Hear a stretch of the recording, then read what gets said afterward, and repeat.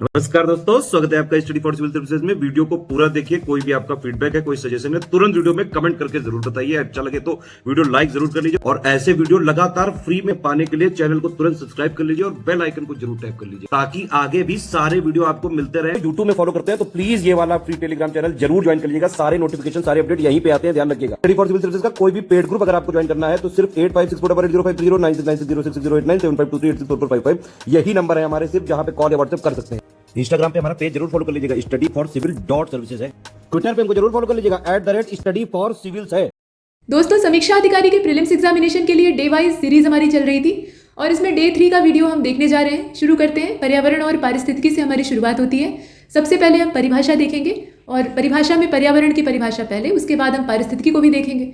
तो देखिए, पर्यावरण चीज़ क्या है। किसी भी चीज़ के या किसी भी शब्द के विषय में अगर आप जानना चाहते हैं तो उसका संधि विग्रह कर दीजिए और जब उसके टुकड़े हो जाएंगे तो उसे पहचानना आसान हो जाएगा। तो पर्यावरण शब्द का जब हम संधि विग्रह करते हैं तो इसमें 2 शब्द निकल कर आते हैं, एक तो परि और दूसरा आवरण। परि मतलब होता है चारों ओर से और आवरण मतलब घेरने वाला या फिर ढकने वाला। तो जो चारों ओर से हमें घेरे हुए है या चारों ओर से आच्छादित किए हुए है अर्थात ढके हुए है, वो कहलाता है पर्यावरण। ये तो शब्द से निकलने वाली परिभाषा है जो कि एक हद तक सही है।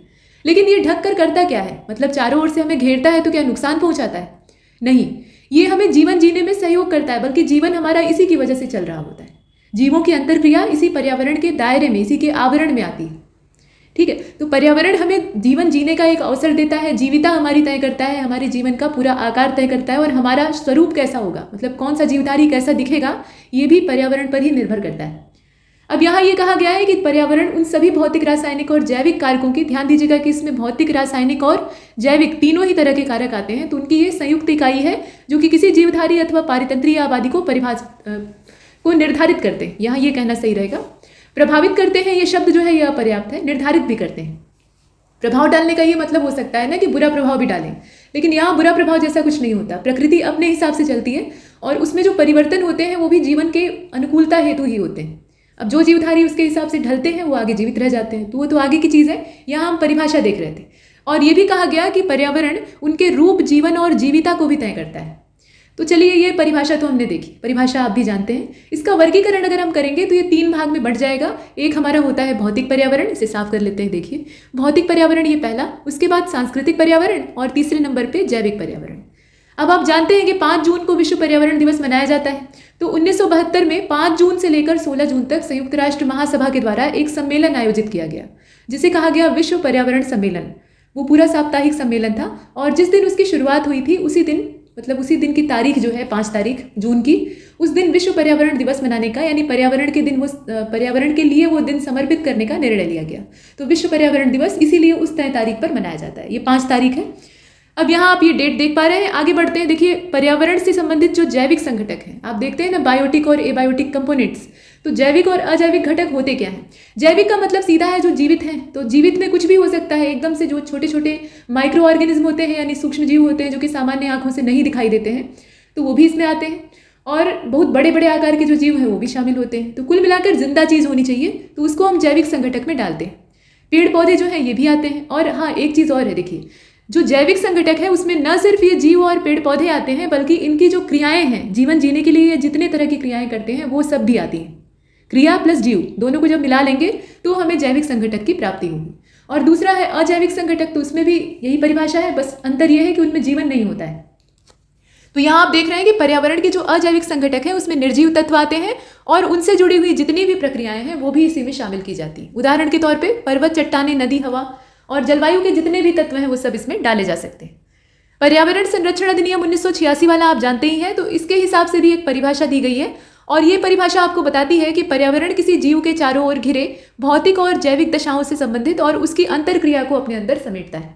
ठीक है, मतलब उसकी भौतिक और जैविक दशाएं और साथ में उनकी आपस में अंतरक्रिया, जो अंतरक्रिया होती है, यानी आंतरिक तौर पर वो जीवन जीने के लिए एक दूसरे से सहयोग लेते हैं या उन्हें सहयोग प्राप्त होता है, तो वो सारी क्रियाओं को अगर हम एक साथ मिला दें तो हमें पर्यावरण दिखाई देता है, मतलब असल पर्यावरण वही है। तो अब देखते हैं कि इसमें पर्यावरण की परिभाषा देखी, पर्यावरण का हम अध्ययन कर रहे हैं। ये सारी चीज़ें हम यहाँ पर क्यों डिस्कस कर रहे हैं आपस में? क्योंकि हमें इसकी स्टडी करनी है। तो जब स्टडी करनी होती है तो उसके लिए एक विधा विकसित करनी होती है, मतलब विज्ञान की एक शाखा विकसित करनी पड़ती है और वही है पारिस्थितिकी। पारिस्थितिकी में कुछ और नहीं है, हम पर्यावरण के बारे में पढ़ते हैं। तो वही चीज़ यहाँ थोड़ी अच्छी परिभाषा मतलब अच्छे शब्दों में दर्शा दी गई है। कहा गया कि जीवों के पारस्परिक और वातावरण के साथ, मतलब जीव हैं तो आपस में अंतर्क्रिया करेंगे, इसमें कोई संदेह की बात नहीं है, और वातावरण के साथ भी उनका संबंध होता है। तो ये जितने भी तरह के संबंध हैं आपस में जीवन जीने के लिए, जो ये एक दूसरे से जुड़े रहते हैं, एक दूसरे पर निर्भर रहते हैं, इन सभी को अगर हम बारीकी से इनका प्रेक्षण लेते हैं, मतलब इनका अध्ययन करते हैं, पहले प्रेक्षण लेंगे और डाटा इकट्ठा करेंगे, फिर उनकी स्टडी करेंगे, तो ये सारी प्रक्रिया जो है ये वैज्ञानिक अध्ययन होता है। तो इसी को कहते हैं पारिस्थितिकी। सरल परिभाषा दी है, उसको आप ऐसे भी पढ़ सकते हैं कि जीवों के पारस्परिक और वातावरण के साथ संबंधों के वैज्ञानिक अध्ययन को पारिस्थितिकी कहते हैं। समझाने के लिए थोड़ा डिटेल में कर दिया था। अच्छा देखिए, पारिस्थितिकी शब्द जो है, पारिस्थितिकी शब्द नहीं, इकोलॉजी असल में, क्योंकि इंग्लिश वर्ड की ही बात यहाँ करेंगे, वही मूल रूप से खोजा गया था। तो इस शब्द का सबसे पहले प्रयोग करने वाले जो वैज्ञानिक थे, ये जर्मन जैव वैज्ञानिक थे, जर्मनी के रहने वाले थे, और इनका नाम था अर्नेस्ट हैकेल। ये समय था 1869 का, इन्होंने इस शब्द का इस्तेमाल किया। और ये जो शब्द है ना इकोलॉजी, इसमें दो शब्द हैं। जैसे आपको पीछे बताया कि किसी शब्द का आपको अर्थ जानना है तो उसके दो टुकड़े कर दीजिए, तो यहाँ भी वही हम करेंगे। क्योंकि ये ग्रीक भाषा से संबंधित चीज़ है तो इसको समझना आसान नहीं है। अब इसमें इकोलॉजी में ओकोस ये पहला शब्द है, और लोगोस, लॉजी आप पढ़ते हैं ना, लोगोस, तो वो जो है वो दूसरा शब्द है। ओकोस का मतलब क्या होता है? घर। यहाँ देखें आप, ओकियोस या ओकोस आप कह सकते हैं, इसका मतलब होता है घर, और लोगोस मतलब होता है अध्ययन। तो घर का अध्ययन, हम अपने घर का अध्ययन कर रहे हैं, और घर क्या है? पर्यावरण है।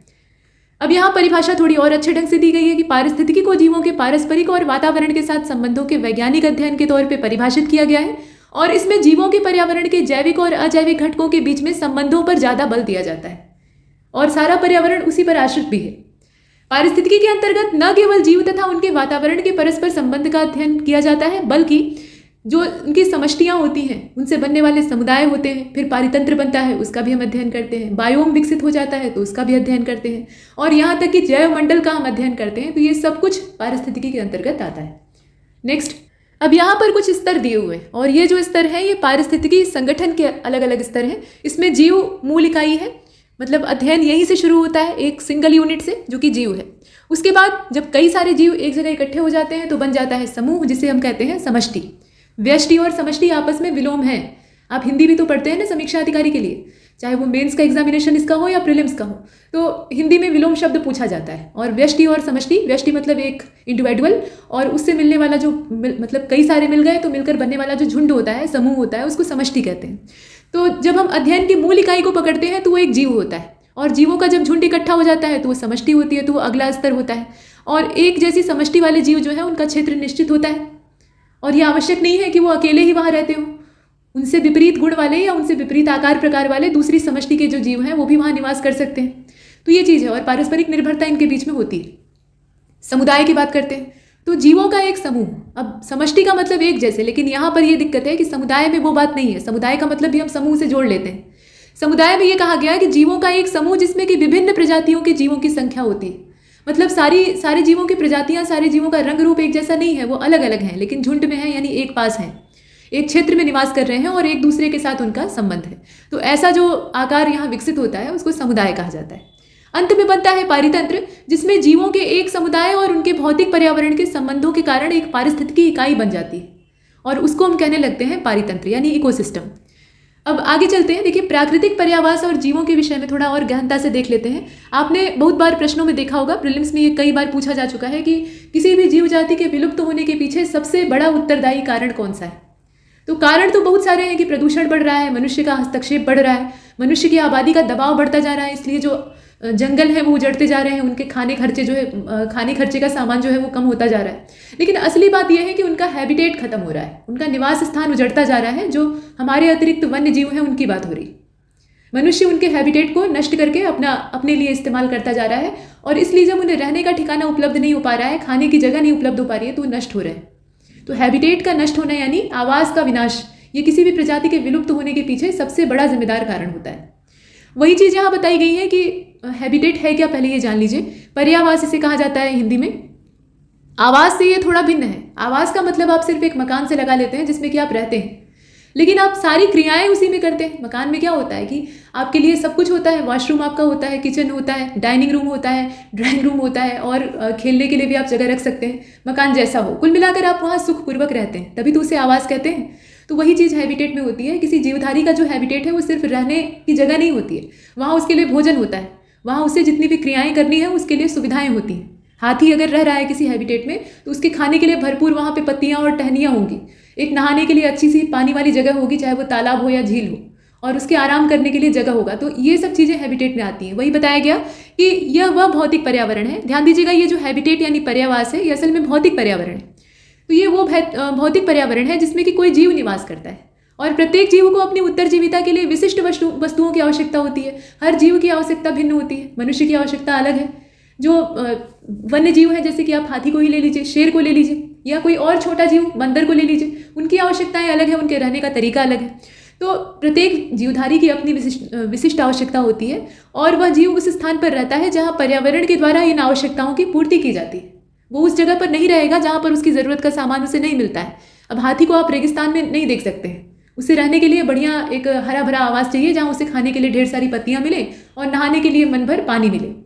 तो ऐसी जगह पे वो रहेगा। और ऊँट को उतना पानी नहीं चाहिए होता है, तो वो सूखे इलाके में रहता है। तो यही चीज़ें हैं। मतलब समझने वाली बात यह है कि जीवन के लिए अनुकूल दशा जहाँ उसे उपलब्ध हो पाए। अब यहाँ वही बताया गया कि हाथी के लिए पर्यावरण संबंधी आवश्यकता एक जंगल है, और जंगल भी कैसा, हरा भरा जंगल जिसमें कि पानी की उपलब्धता हो।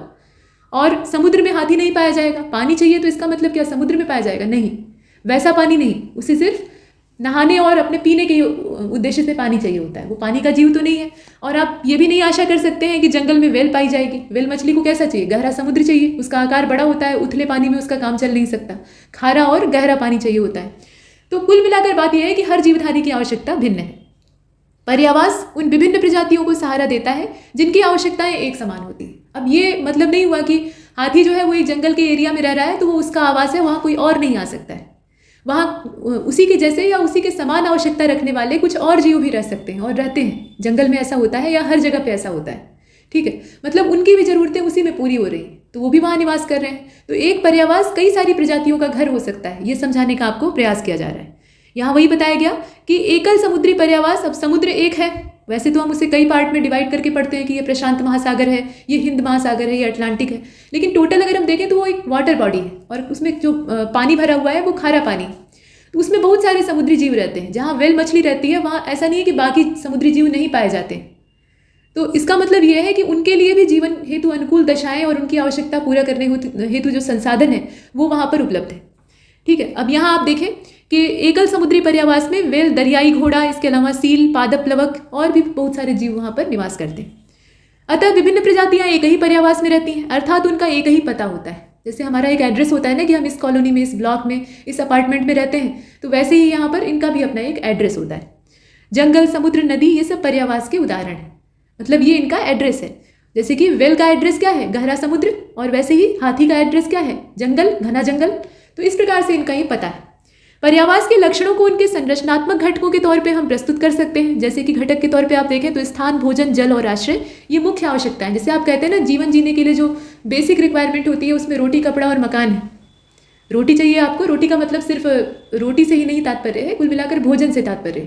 तन ढकने के लिए कपड़ा चाहिए और रहने के लिए एक छाया चाहिए यानी मकान चाहिए। यही आपकी बेसिक ज़रूरत है और बाकी सारी चीज़ें इसी की वजह से होती है। आदमी पैसे के पीछे भी भागता है तो बेसिक जो उसकी ज़रूरत है वो यही होती है। उसके बाद ही भोग विलास के साधन होते हैं। तो वो हर जीव की आवश्यकता है। ठीक है, मतलब मकान का मतलब यहाँ पे शेल्टर से आप जोड़कर देख सकते हैं कि उन्हें रहने के लिए एक आश्रय तो चाहिए होता है। अब वो आश्रय कुछ भी हो सकता है, पेड़ हो सकता है, कोई घना जंगली एरिया हो सकता है, कोई मैंग्रोव का जंगल हो सकता है, या पर्वतीय गुफाएं हो सकती हैं। और कपड़े की इन्हें आवश्यकता नहीं होती है। कपड़े की आवश्यकता सिर्फ मनुष्य को होती है। प्रकृति ने उसे भी बिना कपड़े का भेजा है, लेकिन यहाँ आकर वो अपने तन को ढकने लगा है, तो वो एक अलग बात है। लेकिन कुल मिलाकर जो जीव होते हैं, जंगली जीव होते हैं, उनकी जो बेसिक आवश्यकताएं होती हैं उसमें भोजन है और आवास है, तो वो उन्हें ये पर्यावास उपलब्ध कराता है। अब यहाँ देखिए कि पृथ्वी पर 4 प्रकार के मूल पर्यावास हैं। अच्छा, यहाँ पर देखिए एक पारिस्थितिकी निकेत का चित्र दिया हुआ है जो कि मानव जाति से जुड़ा हुआ है। मनुष्य यहाँ इसमें बीच में बना है और बाकी जीवों को आप देख रहे हैं।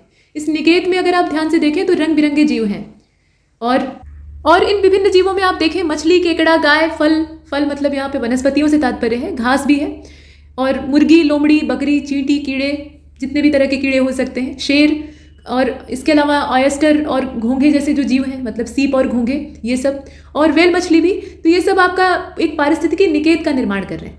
अब आगे बढ़ते हैं, निकेत के बारे में हम और डिटेल में देखेंगे। यहाँ तो सिर्फ चित्र है। यहाँ देखिए आप पर्यावास के बारे में। पर्यावास को पहले कंप्लीट करते हैं, उसके नीचे निकेत दिया हुआ है। पर्यावास में पहला प्रकार होता है स्थलीय, यानी स्थल पर रहने वाले जो जीव हैं उनके लिए जमीनी पर्यावास चाहिए होता है। अलवणीय जल का अपना पर्यावास होता है, वहाँ भी कुछ जीव रहते हैं। ज्वार नदमुख यानी जो एस्चुरीज होती हैं, ये नदियाँ जहाँ समुद्र में मिलती हैं वो स्थान होता है, और यहाँ खारा पानी और मीठा पानी दोनों आपस में मिलकर एक ऐसी अनुकूल दशा का निर्माण करता है जो कि जीवन के लिए काफ़ी उपयुक्त होती है। तो यहाँ जैव विविधता की मात्रा भी ज़्यादा होती है। इसके अलावा समुद्र तो है ही है। अब पर्यावास में बहुत सारे नमूने हो सकते हैं, जैसे कि मनुष्य की आंतों में छोटे छोटे बहुत सारे जीव रहते हैं, मतलब सूक्ष्म जीवों की बात हो रही है, जिन्हें बैक्टीरिया आप कह सकते हैं। वो मनुष्य की आंतों में निवास करते हैं। इसमें से बहुत सारे अच्छे बैक्टीरिया होते हैं जो कि पाचन में सहयोग करते हैं। इसके अलावा कुछ परजीवी भी होते हैं, जैसे फीता कृमि है, बाहर से घुस गया, अंदर अंडे दे दिया, अपना लड़के बच्चे जो हैं ढेर सारे घूम रहे हैं, तो वो पेट में जो कीड़े हो जाते हैं, फिर मनुष्य को खाया अन्न उसके शरीर में लगता नहीं है, मतलब जितना भी भोजन और पोषक तत्व है वो ये कीड़े खा जाते हैं, और मनुष्य के शरीर में कुछ भी पोषण या जो न्यूट्रिशन है वो नहीं जा पाता है।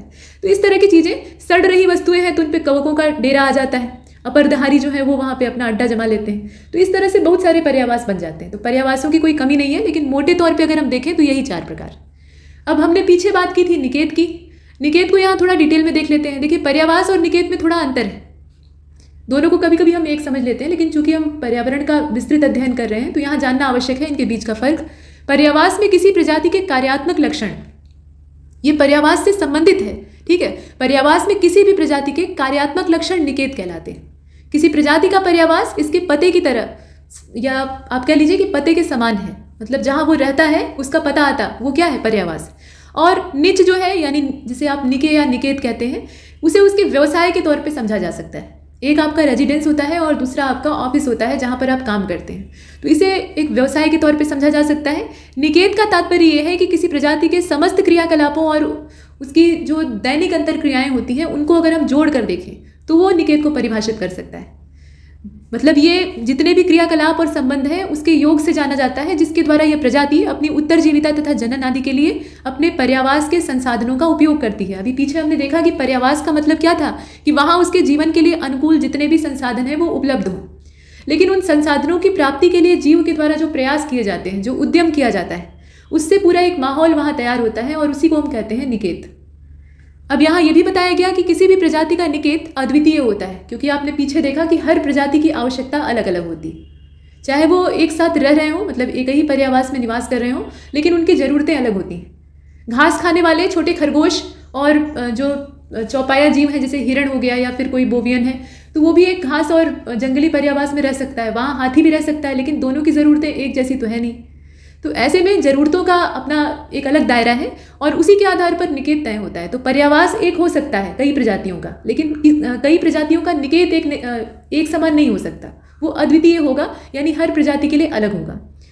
अब यहाँ वही कहा गया, पर्यावास में 2 प्रजातियों का निकेत एक समान नहीं हो सकता, और इसका कारण यह है कि 2 प्रजातियों का निकेत अगर समान है तो इसमें दोनों में स्पर्धा होगी। अब ये एक चीज़ है, देखिए कभी कभी क्या होता है ना कि निकेत की समानता हो जाती है, लेकिन वो टिक नहीं पाता है बहुत समय तक, उसमें से किसी एक को वहाँ से भागना पड़ता है, क्योंकि दोनों की आवश्यकता एक है, दोनों की अंतर्क्रियाएं एक हैं। तो एक ही चीज़ के लिए दोनों आपस में लड़ने लगेंगे, संघर्ष होने लगेगा, स्पर्धा होने लगेगी, और उसमें से जो भारी पड़ेगा वो वहाँ रहेगा, जो वहाँ से कमज़ोर पड़ा खिसक लेगा, किसी दूसरी जगह जाके अपना ठिकाना तलाशेगा। तो इसलिए निकेत एक नहीं हो सकता, पर्यावास एक हो सकता है। और एक पर्यावास में जितनी भी प्रजातियाँ रह रही हैं वो तभी तक वहाँ बनी रह सकती हैं जब तक कि उनके बीच में संघर्ष ना हो। संघर्ष होगा तो उसमें से पलायन होना शुरू हो जाएगा। आगे चलते हैं, कुछ वन लाइनर फैक्ट हैं जिन्हें देखने की आवश्यकता है। पारिस्थितिकी में जीवों, व्यष्टि, समुदाय, माफ कीजिए, जीवों, समष्टि, जीव तो खुद ही यहाँ पे व्यष्टि के तौर पे काम करते हैं, तो जीवों, समष्टि, समुदाय, पारितंत्र, बायोम, जैव मंडल का अध्ययन सम्मिलित होता है। इन सबको हम मिला लेते हैं और पढ़ते हैं इसके बारे में, तो ये पारिस्थितिकी कहलाता है, जो कि पारिस्थितिकी संगठन के विभिन्न स्तरों की रचना करता है। और प्रजाति समष्टियों का एक ऐसा समूह होता है जिसके सदस्य जनक्षम संतति उत्पन्न करने के लिए एक दूसरे के साथ प्रजनन करने में सक्षम होते हैं, मतलब रिप्रोडक्शन का काम करते हैं। तो प्रजनन क्रिया यहाँ पे प्रजाति समष्टियों का एक ऐसा समूह है, समान प्रजाति के जीव ही आपस में जनन की प्रक्रिया करते हैं आमतौर पे, तो वही समझाने का प्रयास किया गया है। विकास क्या है, तो विकास एक ऐसा परिवर्तन है, ये छोटी छोटी परिभाषाएं हैं, ध्यान से देखिएगा। विकास एक ऐसा परिवर्तन है जिसके द्वारा नई प्रजातियां उत्पन्न होती हैं। और उत्परिवर्तन क्या है, उत्परिवर्तन और पुनर्संयोजन की बात करें तो किसी प्रजाति की आनुवांशिक रचना या जो जीन पूल उनका होता है, उनकी विविधता और अंतर के ये स्रोत होते हैं, और एकदम से जेनेटिकल चेंज जब आता है तो वो घटना म्यूटेशन कहलाती है, उत्परिवर्तन कहलाती है। आपने देखा होगा कि कोविड का वायरस लगातार म्यूटेंट होकर अपना स्वरूप बदल रहा है, और इसलिए उस पर कोई भी एक परमानेंट वैक्सीन काम नहीं कर रही है, टीके बन रहे हैं लेकिन वो निष्फल हो जा रहे हैं, पूरी 100% कामयाबी उन्हें नहीं मिल रही है। तो उसके पीछे वजह क्या है? वजह यह है कि वो लगातार अपने स्वरूप में परिवर्तन कर रहा है, यानी उत्परिवर्तन की क्रिया उसमें चल रही है। तो ये म्यूटेशन ऐसा ही होता है, एकदम से होगा और बड़े पैमाने पर होगा। प्राकृतिक वर्ण का सिद्धांत ये चार्ल्स डार्विन के द्वारा दिया गया था, और डार्विन इसमें अकेले नहीं थे, इसके अलावा वॉलेस नाम के एक और वैज्ञानिक थे। इसमें इन्होंने कहा, मतलब दोनों जने ने कहा कि ये वो प्रक्रिया है, प्राकृतिक वर्ण का सिद्धांत वह प्रक्रिया है जिसके द्वारा उन विविधताओं का चयन होता है, जिसके कारण उन जीनों का अधिक जनन होता है जो कि जीव को वातावरण के प्रति अनुकूल बनाने में सहायक होते हैं। मतलब प्रकृति खुद ही ये काम करती है। जितने भी जीवधारी हैं उनको अपने हिसाब से ढालने के लिए, प्रकृति किसी के हिसाब से नहीं ढलती है, ये पहली बात है। तो वो जीवों को अपने हिसाब से ढालने की कोशिश करती है, और इसके लिए वो जीवों के शरीर में उसी हिसाब से परिवर्तन करती है। मतलब वैसे ही जीनों को ज़्यादा बढ़ावा देती है जो कि उस वातावरण में झेल सकें या फिर रह सकें, सर्वाइव कर सकें। और जो जीव इसके प्रति अनुकूल नहीं हो पाते हैं वो मर जाते हैं। अब आगे चलते हैं। विकास के द्वारा जाति का उद्भवन होता है और नई प्रजातियां उत्पन्न होती हैं। विलगन क्या है? तो विलगन के दो प्रकार होते हैं, एक तो भौतिक विलगन होता है और दूसरा जनन विलगन होता है। भौतिक विलगन में क्या चीज़ होती है? तो इसका नतीजा ये निकलता है कि विभिन्न प्रजातियों के सदस्यों द्वारा प्रजनन करने के कारण नई प्रजातियों का जन्म होता है, मतलब कुछ नई प्रजातियां विकसित होती हैं। और आप सोच कर देखिए कि नई प्रजाति विकसित कैसे होगी। तो इन्हीं दो प्रजातियों का आपस में तालमेल हो जाता है। आमतौर पे ये प्राकृतिक नहीं है, मतलब सामान्य स्थिति नहीं है, लेकिन जीवन को आगे बढ़ाए रखने के लिए, बनाए रखने के लिए कुछ नए प्रकार के जीवों का उद्भव आवश्यक होता है। और सारी विशेषता और सारी अनुकूलता एक ही जीव प्रजाति में पाई जाए, आवश्यक नहीं। संभव है कि किन्हीं दो प्रजातियों का आपस में अगर संकर कर दिया जाए, यानी उन्हें मिला दिया जाए, तो ऐसे में दोनों के कुछ न कुछ गुण एक जीन में या फिर एक जीव के शरीर में आ जाएंगे, और उससे जो प्रजाति आगे बढ़ेगी उससे निश्चित तौर पर विकास होगा। तो ये प्रकृति का ही अपना प्लान होता है, उसके हिसाब से आप देख रहे हैं। तो भौगोलिक विलगन जो है वो ऐसे ही होता है। इसके अलावा जनन विलगन में भी जो प्रक्रियाएं हैं वो इसी प्रकार की होती हैं। अब आगे चलते हैं। देखिए, कई प्रजातियां हमेशा के लिए विलुप्त हो चुकी हैं, और इन प्रजातियों मतलब विलुप्त हो चुकी हैं तो इसका मतलब क्या है कि उनका अस्तित्व पहले था, अब नहीं है। तो इनका भी अगर हम देखें तो विलुप्त का मतलब क्या होता है? हमेशा हमेशा के लिए गायब होना, अर्थात इनका एक भी सदस्य वर्तमान में उपस्थित नहीं है। यानी कोई भी ऐसा जीव जो कि विलुप्त हो गया है, जैसे आप डायनासोरों को कहते हैं कि वो लुप्त हो चुके हैं, यानी विलुप्त हो चुके हैं, गायब हो चुके हैं। तो ऐसे में आप डायनासोर वापस नहीं देख सकते, वो हमेशा के लिए, उनका एक भी फैमिली मेंबर बचा नहीं। दूसरे शब्दों में ये भी कहा जा सकता है कि जीवाश्म के रूप में अब हम उन्हें देख पाते हैं, उनकी कोई भी नई प्रजातियां हमें दिखाई नहीं देती हैं। विलोपन विनाशकारी प्राकृतिक घटनाओं की वजह से हो सकता है, या फिर इसके पीछे जो मानव क्रियाकलाप है वो भी उत्तरदायी हो सकते हैं। अब यहाँ आप देख रहे हैं कि जनसंख्या परस्पर प्रजनन करने वाले जीवों का ऐसा समूह होती है जो कि किसी विशेष समय में विशेष भौगोलिक क्षेत्र में पाई जाती है। और जनसंख्या के लक्षण क्या होते हैं? यहाँ से प्रश्न बन सकता है, ध्यान से देखिएगा। जनसंख्या घनत्व ये पहला लक्षण है, जन्म दर ये दूसरा लक्षण है, मृत्यु दर ये तीसरा लक्षण है। इसके बाद परिक्षेपण है, जिसमें कि अप्रवास और प्रवास दोनों चीजें आती हैं। आयु वितरण ये पांचवा लक्षण है, और लिंग अनुपात के द्वारा भी इसको व्यक्त किया जाता है, तो ये आपका छठवां लक्षण है। पारिस्थितिकी अनुक्रम किसी समुदाय की संरचना में होने वाला क्रमिक परिवर्तन है। प्राथमिक अनुक्रम उन क्षेत्रों में होता है जहां पहले कोई समुदाय नहीं था, मतलब वहां ये पहली शर्त है प्राथमिक अनुक्रम के लिए कि पहले से कोई समुदाय वहां पर नहीं होना चाहिए। और द्वितीय अनुक्रम तब शुरू होता है जब वनस्पतियां वहां अस्तित्व में आ चुकी होती हैं। वनस्पतियों का मतलब आप समझ रहे हैं, यानी उत्पादकों का वहां पे अस्तित्व पहले से ही बना रहता है, तब जाकर वहां पर उपभोक्ता आते हैं, और यहीं से शुरुआत होती है द्वितीय अनुक्रम की। और उत्पादक आमतौर पर हरे पौधे ही। जैविक अन्योन क्रिया वह अन्योन क्रिया होती है, ये परिभाषा यहाँ मोटे अक्षरों में दिखाई गई है, इसे ध्यान से देखिएगा। जैविक अन्योन क्रिया वह अन्योन क्रिया है जो कि एक ही प्रजाति के सदस्यों के बीच में, मतलब अंतर जातीय या अलग अलग प्रजाति के सदस्यों के बीच में होती है। उदाहरण के तौर पे स्पर्धा होती है, आपस में कॉम्पिटिशन, शिकार होता है, परजीविता होती है, सहजीविता होती है, सहभागिता होती है, उदासीनता होती है, सहभोजिता होती है। ये सारी जो प्रक्रियाएं हैं ये अंतरक्रिया या फिर जो परस्पर क्रिया है उसके अंतर्गत देखी जाती है। अब यहाँ से हमारा मोड चेंज होता है, और अब हम देखेंगे भारतीय कला और संस्कृति को। इसमें आप भारतीय जो संगीत है हमारा, भारतीय संगीत का जन्म कहाँ से हुआ है? सामवेद से हुआ है। यहाँ हम उसका वर्गीकरण देखेंगे, और शास्त्रीय संगीत के तौर पे हम अपने भारतीय संगीत को पढ़ते हैं, यानी जो शास्त्रों में वर्णित है। शास्त्र का मतलब यहाँ पर वैदिक ग्रंथों से है। तो सामवेद में जो वर्णित संगीत है वहीं से भारत में संगीत की शुरुआत हुई है। जो 7 सुर हैं सारे गामा, वो भी वहीं से निकले। अब यहाँ इसकी 2 शैलियाँ विकसित हो गई हैं भारत पे। आप जानते हैं कि विदेशियों का आक्रमण बहुत ज़्यादा हुआ है, विशेष रूप से जो भारत का उत्तरी हिस्सा है, यानी पूरा उत्तर भारत, वहाँ ये विदेशियों के द्वारा ज़्यादा प्रभावित हुआ। दक्षिणी एरिया उतना ज़्यादा नहीं, हालांकि हमले वहाँ भी हुए हैं और विदेशियों ने वहाँ भी कब्जे किए थे, लेकिन वो संस्कृति लंबे समय तक अछूती रही। तो इसीलिए 2 विधाओं का जन्म हो गया, एक तो हिंदुस्तानी शैली है और दूसरी कर्नाटक शैली है। हिंदुस्तानी शैली में बाहरी प्रभाव ज़्यादा है, और कर्नाटक शैली में हिंदुस्तानी मूल का मतलब हिंदुस्तानी मूल का तात्पर्य यहाँ पे भारतीय मूल से है, तो भारतीय शास्त्रीय संगीत का ही पूरा पूरा असर है और यही दोनों के बीच का बेसिक डिफरेंस है। लोक संगीत ये भी एक वेराइटी है जो कि ग्राम या ग्रामीण क्षेत्रों में विकसित हुआ, जनता के मन से निकला हुआ संगीत। शास्त्रीय संगीत और लोक संगीत का जब आपस में समागम होता है यानी उन्हें एक साथ प्रस्तुत किया जाता है तो ऐसे संगीत को कहा जाता है सुगम संगीत। हवेली संगीत भी एक प्रकार है। सुगम संगीत को हम रविंद्र संगीत के तौर पे भी देखते हैं और हवेली संगीत जो है इसको गण संगीत के तौर पे भी देखते हैं। आधुनिक संगीत भी आजकल चल रहे हैं जो कि विदेशी प्रभाव से प्रभावित है, पाश्चात्य सभ्यता का प्रभाव उस पर ज़्यादा है, जिसमें कि पॉप म्यूजिक है, इसके अलावा ब्लू म्यूजिक है, रॉक म्यूजिक के अंतर्गत देखते हैं आप, ट्रांस म्यूजिक है जिसमें कि साइकेडेलिक है, जैज है, ये सब आते हैं। नेक्स्ट देखिए शास्त्रीय संगीत को, तो शास्त्रीय संगीत की दो शैलियां हैं जैसा कि आपको पीछे बताया है। हिंदुस्तानी शैली, इसका भारत के उत्तरी भागों में अभ्यास किया जाता है और इसमें 10 मुख्य शैलियां हैं जो कि विदेशियों के प्रभाव से और कुछ अपने देशी स्थितियों से विकसित हुई हैं। तो इसमें आप देखें ध्रुपद है, धमार है, होरी, ख्याल, टप्पा, चतुरंग, राम सागर, ये राग सागर है असल में, तराना, सरगम, ठुमरी, ये सब जो है ये 10 मुख्य शैलियों के तौर पे देखी जाती है। कर्नाटक संगीत ये दक्षिणी भाग में अभ्यास किया जाता है। पल्लवी, अनुपल्लवी, चरण, स्वर कल्पना, ये सब इसके प्रकार हैं। प्रकार का मतलब इसमें वर्ग हैं, इसके कोई प्रकार बटे नहीं। कर्नाटक संगीत में मुख्य वाद्य यंत्र जो इस्तेमाल किया जाता है वो होता है मृदंग, जिसे कि वहाँ स्थानीय तौर पे मृदंगम कहा जाता है, जो कि दिखने में ढोलक जैसा ही होता है लेकिन ढोलक से इसमें भिन्नता होती है।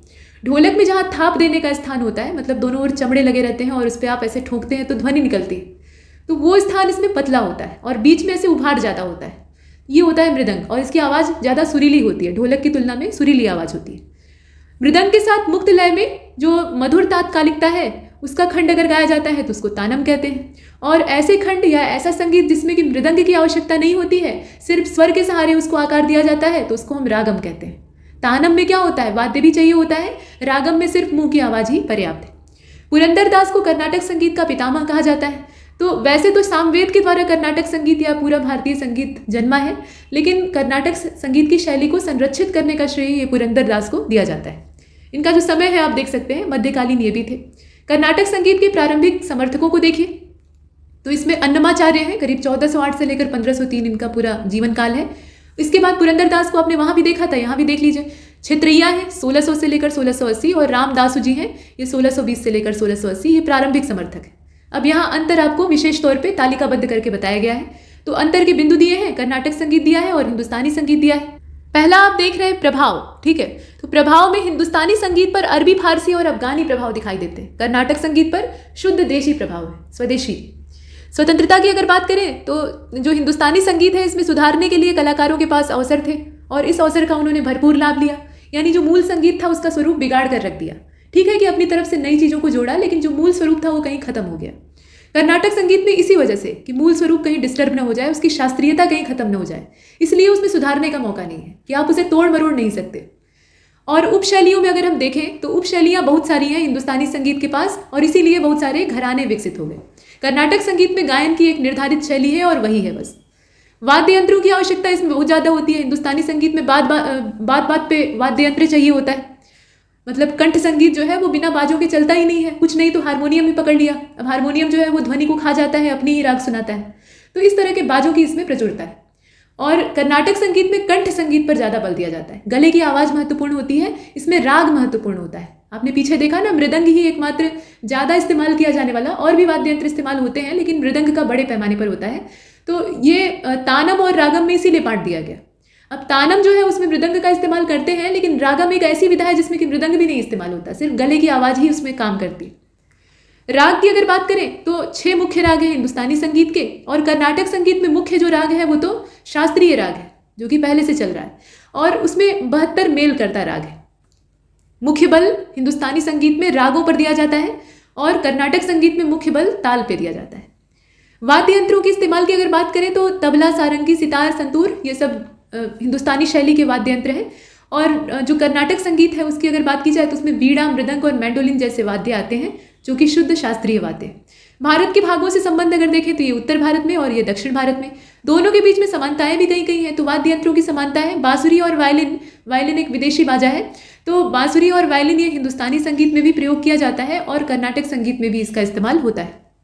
अब यहाँ आप लोक संगीत देख रहे हैं, तो लोक संगीत में यहाँ जो संगीत के नाम है वो दिए हुए हैं, उत्पत्ति का राज्य दिया है और उससे संबंधित महत्वपूर्ण तथ्य दिए हैं। सोहर बिहार और पूर्वांचल क्षेत्रों में होता है बच्चे के जन्म पे, मतलब लड़के के जन्म पर इसे गाया जाता है। लड़की के जन्म पे आमतौर पे सोहर नहीं गाया जाता, ये पुरुष सत्तात्मक मानसिकता है। इसके बाद आप जिकिर को देख रहे हैं, तो जिकिर जो है एक लोक संगीत है जो कि असम में प्रचलित है और इससे इस्लाम की शिक्षाओं का उद्भव होता है, मतलब उसे दर्शाया जाता है। जा जिंजा और इयोगे, ये दो आप देख रहे हैं, ये दोनों अरुणाचल प्रदेश के हैं। दोनों ही विवाह समारोह में गाए जाते हैं, एक शुरुआत में गाया जाता है, एक अंत में गाया जाता है। इसके बाद अगला वाला आपका नागालैंड का है और 3 है लगातार नागालैंड के, नीचे चौथा भी दिखाई दे रहा है, सभी को देखेंगे। अब इसमें एक क्षेत्र में गाए जाने वाले जितने भी लोक संगीत हैं उनको एक साथ पढ़िएगा।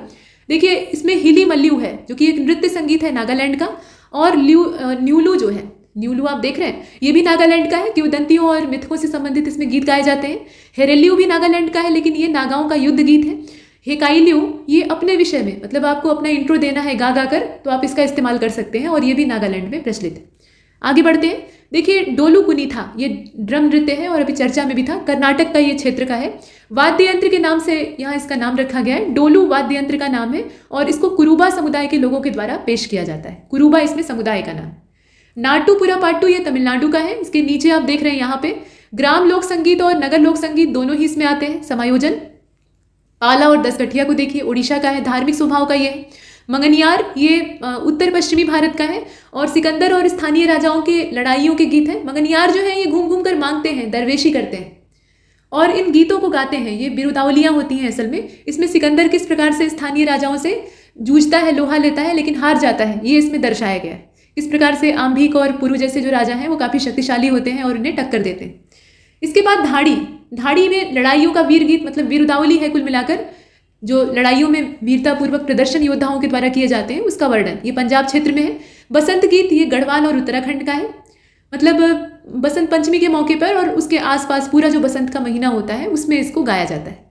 बिल्लू पट्टू ये तमिलनाडु का है। ये धार्मिक संगीत होता है, मतलब अच्छाई की बुराई पर विजय होती है ऐसा दर्शाया जाता है। सुकर के बियाह ये बिहार में प्रचलित है। और ब्रह्मांड के 2 देवता, दोनों जो है वो गुरु हैं, एक दैत्य गुरु है शुक्राचार्य और दूसरे हैं देवगुरु बृहस्पति। तो वैसे तो दोनों जने पुरुष हैं, लेकिन शुक्र की प्रवृत्ति स्त्रीवोचित होती है, उसके अंदर स्त्री सुलभ स्वभाव भी होते हैं, इसलिए उन्हें महिला मानकर उनका देवगुरु बृहस्पति के साथ विवाह। अब यहाँ पे विवाह का मतलब वो पारिग्रहण से तात्पर्य नहीं है, मित्रता, दोनों के बीच में मैत्री को दर्शाया गया है। तो वो चीज़ सैकुरी जाई ये मिजोरम में प्रचलित है। वीर पुरुषों और शिकारियों के प्रशंसा गीत इसमें है। लाई हारोबा ईशी, ठीक है, ये नाम है, मणिपुर में प्रचलित है। और लाई हारोबा भी इसको कहा जाता है, त्योहार होता है ये। लाई हारोबा क्या है? त्योहार है जो कि मैतेई लोगों के द्वारा सेलिब्रेट किया जाता है और उसी में ये ईशी गीत जो है ये गाया जाता है और इसका संबंध सनामही धर्म से है। दशहरा जुलूस के दौरान गाया जाता है वारागास या वीरागास, इसको वीरागासे भी कहते हैं और ये प्रचलित है आपका कर्नाटक में। छकरी की अगर हम बात करें तो छकरी आपका कश्मीर में प्रचलित है। इसमें पूरी टोटल फैंटेसी है, मतलब फेरी टेल है और लव स्टोरी है, ये सब चीज़ें इसमें शामिल होती हैं। भूत गीत ये बुराई और भूतों के गीत हैं, केरल में प्रचलित है। खूबा केशई मणिपुर में है और इसमें केवल ताली ही बजाई जाती है, ये अच्छी बात है। झूमर जितने भी पूर्वोत्तर के राज्य हैं वहाँ पे है। असम में जो चाय जनजातियाँ हैं, चाय बागान में काम करने वाली, उनके बीच ये काफ़ी लोकप्रिय है। बोर गीत असम का है और शंकर देव और माधव देव के द्वारा रचित जो एक शरण धर्म है उससे जुड़ा हुआ इसे देखा जाता है। झूरी को आप देख रहे हैं, ये हिमाचल प्रदेश का है और ये गीत अतिरिक्त वैवाहिक रोमांस का जश्न मनाता है, मतलब वैवाहिक समारोह से इसका संबंध है। अब यहाँ से फिर से मोड चेंज होता है और हम कृषि में घुस जाते हैं। कला साहित्य को हमने देखा, लोक नृत्यों को देखा, अब पीछे उससे पहले हमने पर्यावरण के बारे में जानकारी प्राप्त की थी। अब यहाँ थोड़ा सा कृषि के बारे में देखते हैं। तो पहले हम देखेंगे एग्रोनॉमी के फादर को, और ये फसलों उत्पादन से शुरू हुआ है। फसलों उत्पादन को हम लोग शस्य विज्ञान भी कहते हैं और शस्य विज्ञान को अंग्रेजी में आप कहते हैं एग्रोनॉमी। तो इनके जो जनक हैं वो है पीटर डेक्रेसन, मतलब इस विधा को विज्ञान बनाने वाले या विज्ञान कहने वाले जो व्यक्ति हैं उनका नाम है पीटर डेक्रेसन। इसका मतलब ये नहीं है कि खेती करने का तरीका इन्होंने ईजाद किया था। खेती करने का तरीका तो नवपाषाण काल तक हमें ऐसे भी दिखने लगता है। उस समय पीटर डेक्रेसन जिंदा थोड़े ही थे, तब तो उनका जन्म भी नहीं हुआ था। ठीक, तो ये सब चीज़ें पहले से चली आ रही हैं, लेकिन इसको विज्ञान के तौर पे संबोधित करने का काम ये इनके द्वारा किया गया। और पीटर इनका असल में नाम नहीं है, ये पिएत्रो डेक्रेसन हैं। ठीक, पिएत्रो डेक्रेसन ये इनका नाम। अब इसके बाद कवर क्रॉप्स की परिभाषा दी है। यहाँ वन लाइनर फैक्ट में ये होता है ना कि जो इंपॉर्टेंट फैक्ट है सिर्फ परिभाषाएं हैं वही आपको दी जाती है, क्रमबद्ध कुछ भी नहीं होता। कवर क्रॉप की बात ये होती है कि ये फसलें जमीन को ढक कर रखती हैं और ज़मीन को जो भी वनस्पतियाँ ढक कर रखती हैं तो वो मिट्टी को बचाने का काम करती है, मतलब भूमि का क्षरण इससे बचता है। और इनकी जो जड़ें होती हैं वो काफ़ी जालदार होती हैं, तो मिट्टी को बांध कर रखती हैं, तो वर्षा के समय जो मृदा अपरदन की घटना है वो कम होती है। और इस तरह की फसलों में उड़द की दाल जो आप उगाते हैं दलहन के तौर पे, वो भी ये काम करती है। मूंगफली का जो पौधा होता है उसके द्वारा भी ये काम किया जाता है। पैराग्रास भी ये काम करती है। शकरकंद और लोबिया के द्वारा भी इसी प्रकार का कवरिंग का काम किया जाता है। समोच्च रेखाओं या इन रेखाओं के अनुरूप जो खेती की जाती है या फसलें उगाई जाती हैं उनको कॉन्टर क्रॉप्स कहा जाता है, और इसका मुख्य उद्देश्य भूमि और जल का संरक्षण करना होता है। जूट, कपास, तंबाकू, गन्ना ये सब कैश क्रॉप्स हैं, यानी नकदी फसलें हैं। जूट, कपास, तंबाकू, गन्ना, चाय, कॉफ़ी, रबड़, इसमें से आप देख रहे हैं कि बहुत सारी कैश क्रॉप्स भी हैं, तो इनको कॉमर्शियल क्रॉप्स भी कहा जाता है, यानी वाणिज्यिक फसलें कहा जाता है। भारत में चाय, कॉफ़ी, रबड़, गन्ना, केला ये सब महत्वपूर्ण रोपण फसलें हैं, मतलब इनके पौधे रोपे जाते हैं, रोपण कृषि के अंतर्गत ये सब आते हैं। एनर्जी क्रॉप्स में कौन कौन से हैं, तो तरल ऊर्जा प्राप्त करने का ये स्रोत होते हैं, जैसे कि एथिल अल्कोहल की बात कर लें तो एथिल अल्कोहल को प्राप्त करने के कई सारे स्रोत हो सकते हैं। गन्ना भी हो सकता है, आलू से भी प्राप्त हो सकता है, स्टार्च की उपस्थिति जहाँ जहाँ है, मक्के से प्राप्त हो सकता है, टैपियोका, अच्छा बायोडीजल बनाने के लिए जेट्रोफा यानी रतनजोत के जो बीज हैं उनसे निकलने वाला तेल भी इस्तेमाल किया जाता है। तो ये सब है आपकी ऊर्जा फसलें यानी एनर्जी क्रॉप्स। आगे चलते हैं। भारत में 3 शस्य ऋतुएं पाई जाती हैं, रबी, खरीफ और जायद, ये आप जानते ही हैं। और शस्य ऋतुओं का यहाँ पे हम समय, महीना, फसलें और विशेषता करके देखेंगे। टेबल बनी हुई है, इसमें कॉलम बने हैं। तो सबसे पहले रबी की फसल, और रबी की फसलों को शीत ऋतु में अक्टूबर से दिसंबर के बीच में बोया जाता है, अक्टूबर से लेकर दिसंबर के बीच में। और गर्मी का जब मौसम शुरू हो रहा होता है, यानी मार्च खत्म और अप्रैल की शुरुआत, तो अप्रैल से जून के मध्य में इसको काट लिया जाता है। अब जून के मध्य तक नहीं काटा जाता है, इतना लेट किसान नहीं करते हैं, वो मई तक अपना काम पूरा कर लेते हैं। और इस तरह की फसलों में गेहूं, जौ, चना, मटर, सरसों, मसूर, अलसी का मतलब तीसी भी होता है। अलसी को आप कहीं कहीं तीसी के नाम से भी, इसमें नीले नीले फूल लगते हैं और इसका बीज काफ़ी चिकना होता है। ये तिलहन फसल है। कुसुम और तंबाकू, गन्ना और बरसीम ये सब जो है ये क्या है, रबी फसलें। शीत ऋतु में जो शीतोष्ण पश्चिमी विक्षोभ उत्पन्न होता है और उससे वर्षा उत्पन्न होती है। आप देखते हैं ना कि जब ठंडी का मौसम होता है उत्तरी क्षेत्र में, तो जाड़े के मौसम वाली बारिश होती है, खासतौर पे माघ महीने में, तो वो पश्चिमी विक्षोभ के सक्रिय होने की वजह से होती है। तो ये वर्षा इन फसलों के लिए वरदान साबित होती है, यानी इन्हें वृद्धि का मौका देती है। इसके बाद खरीफ की फसलों का समय होता है जून से लेकर जुलाई तक, मतलब मई तक किसान अपने खेत खाली कर लेते हैं। उसके बाद बीच में एक गैप बचता है, यानी बरसात के मौसम और गर्मी का जो मध्यकाल होता है वहाँ से लेकर देखें तो बीच में एक ऐसा समय आता है जो कि खाली होता है, जिसमें कि आप धान के बीज नहीं लगा सकते क्योंकि उसके लिए पानी इत्यादि चाहिए होता है, अभी मौसम सूखा होता है।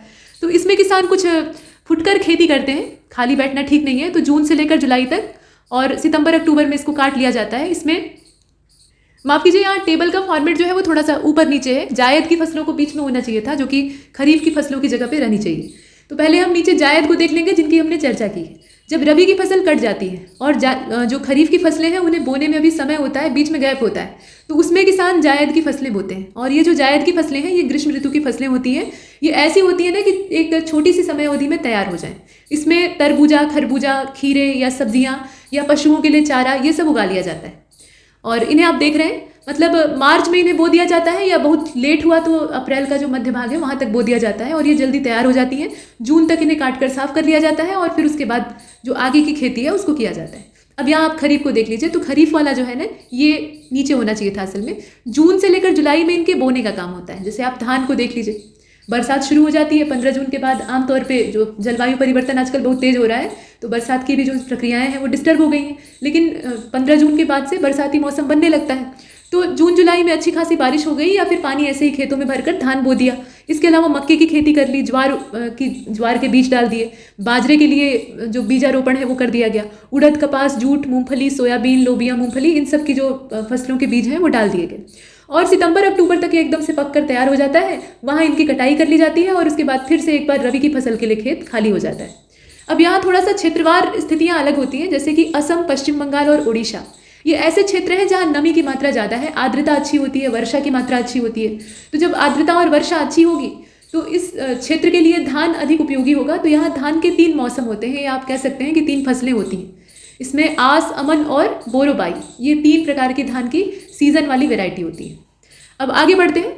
भारत में उगाई जाने वाली जो मुख्य फसलें हैं उसमें चावल, गेहूँ, मोटे अनाज, चाय, कॉफ़ी, गन्ना, तिलहन, कपास, जूट ये सब आते हैं, और भी कई सारे हैं।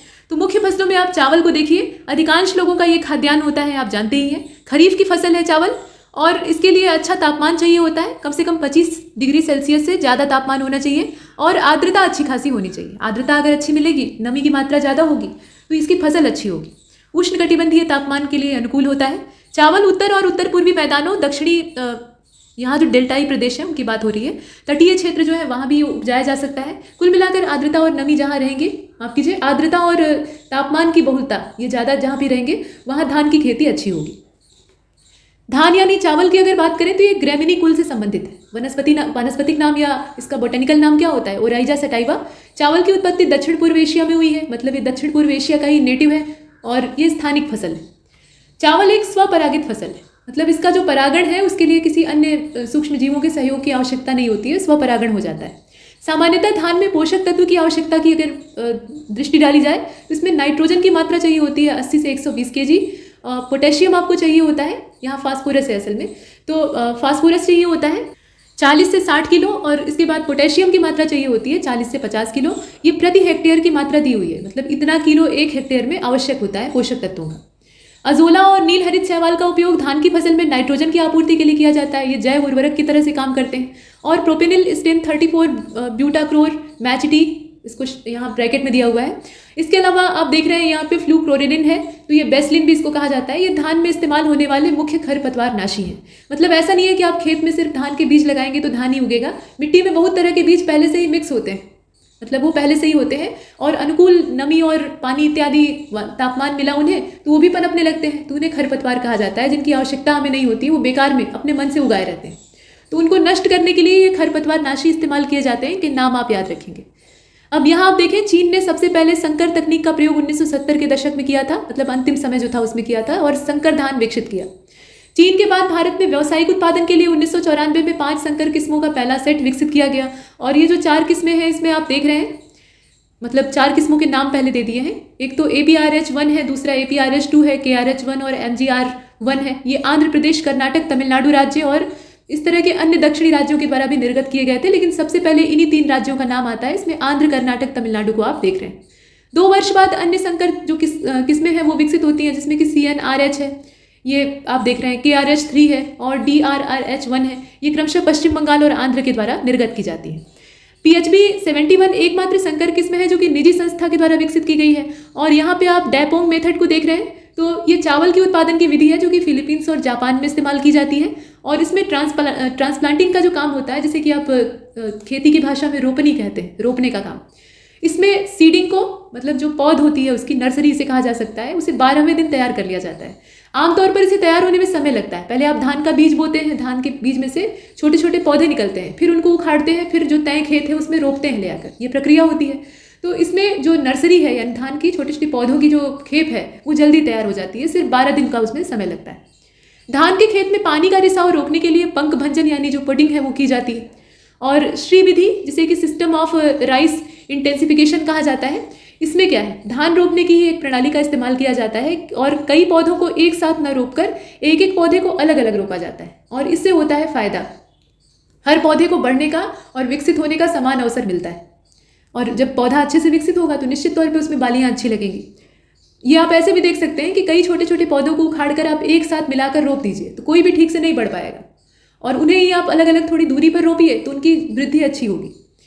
चावल में सामान्यतः 6 से 7% प्रोटीन होता है और सबसे ज़्यादा इसमें कार्बोहाइड्रेट की मात्रा होती है 76%।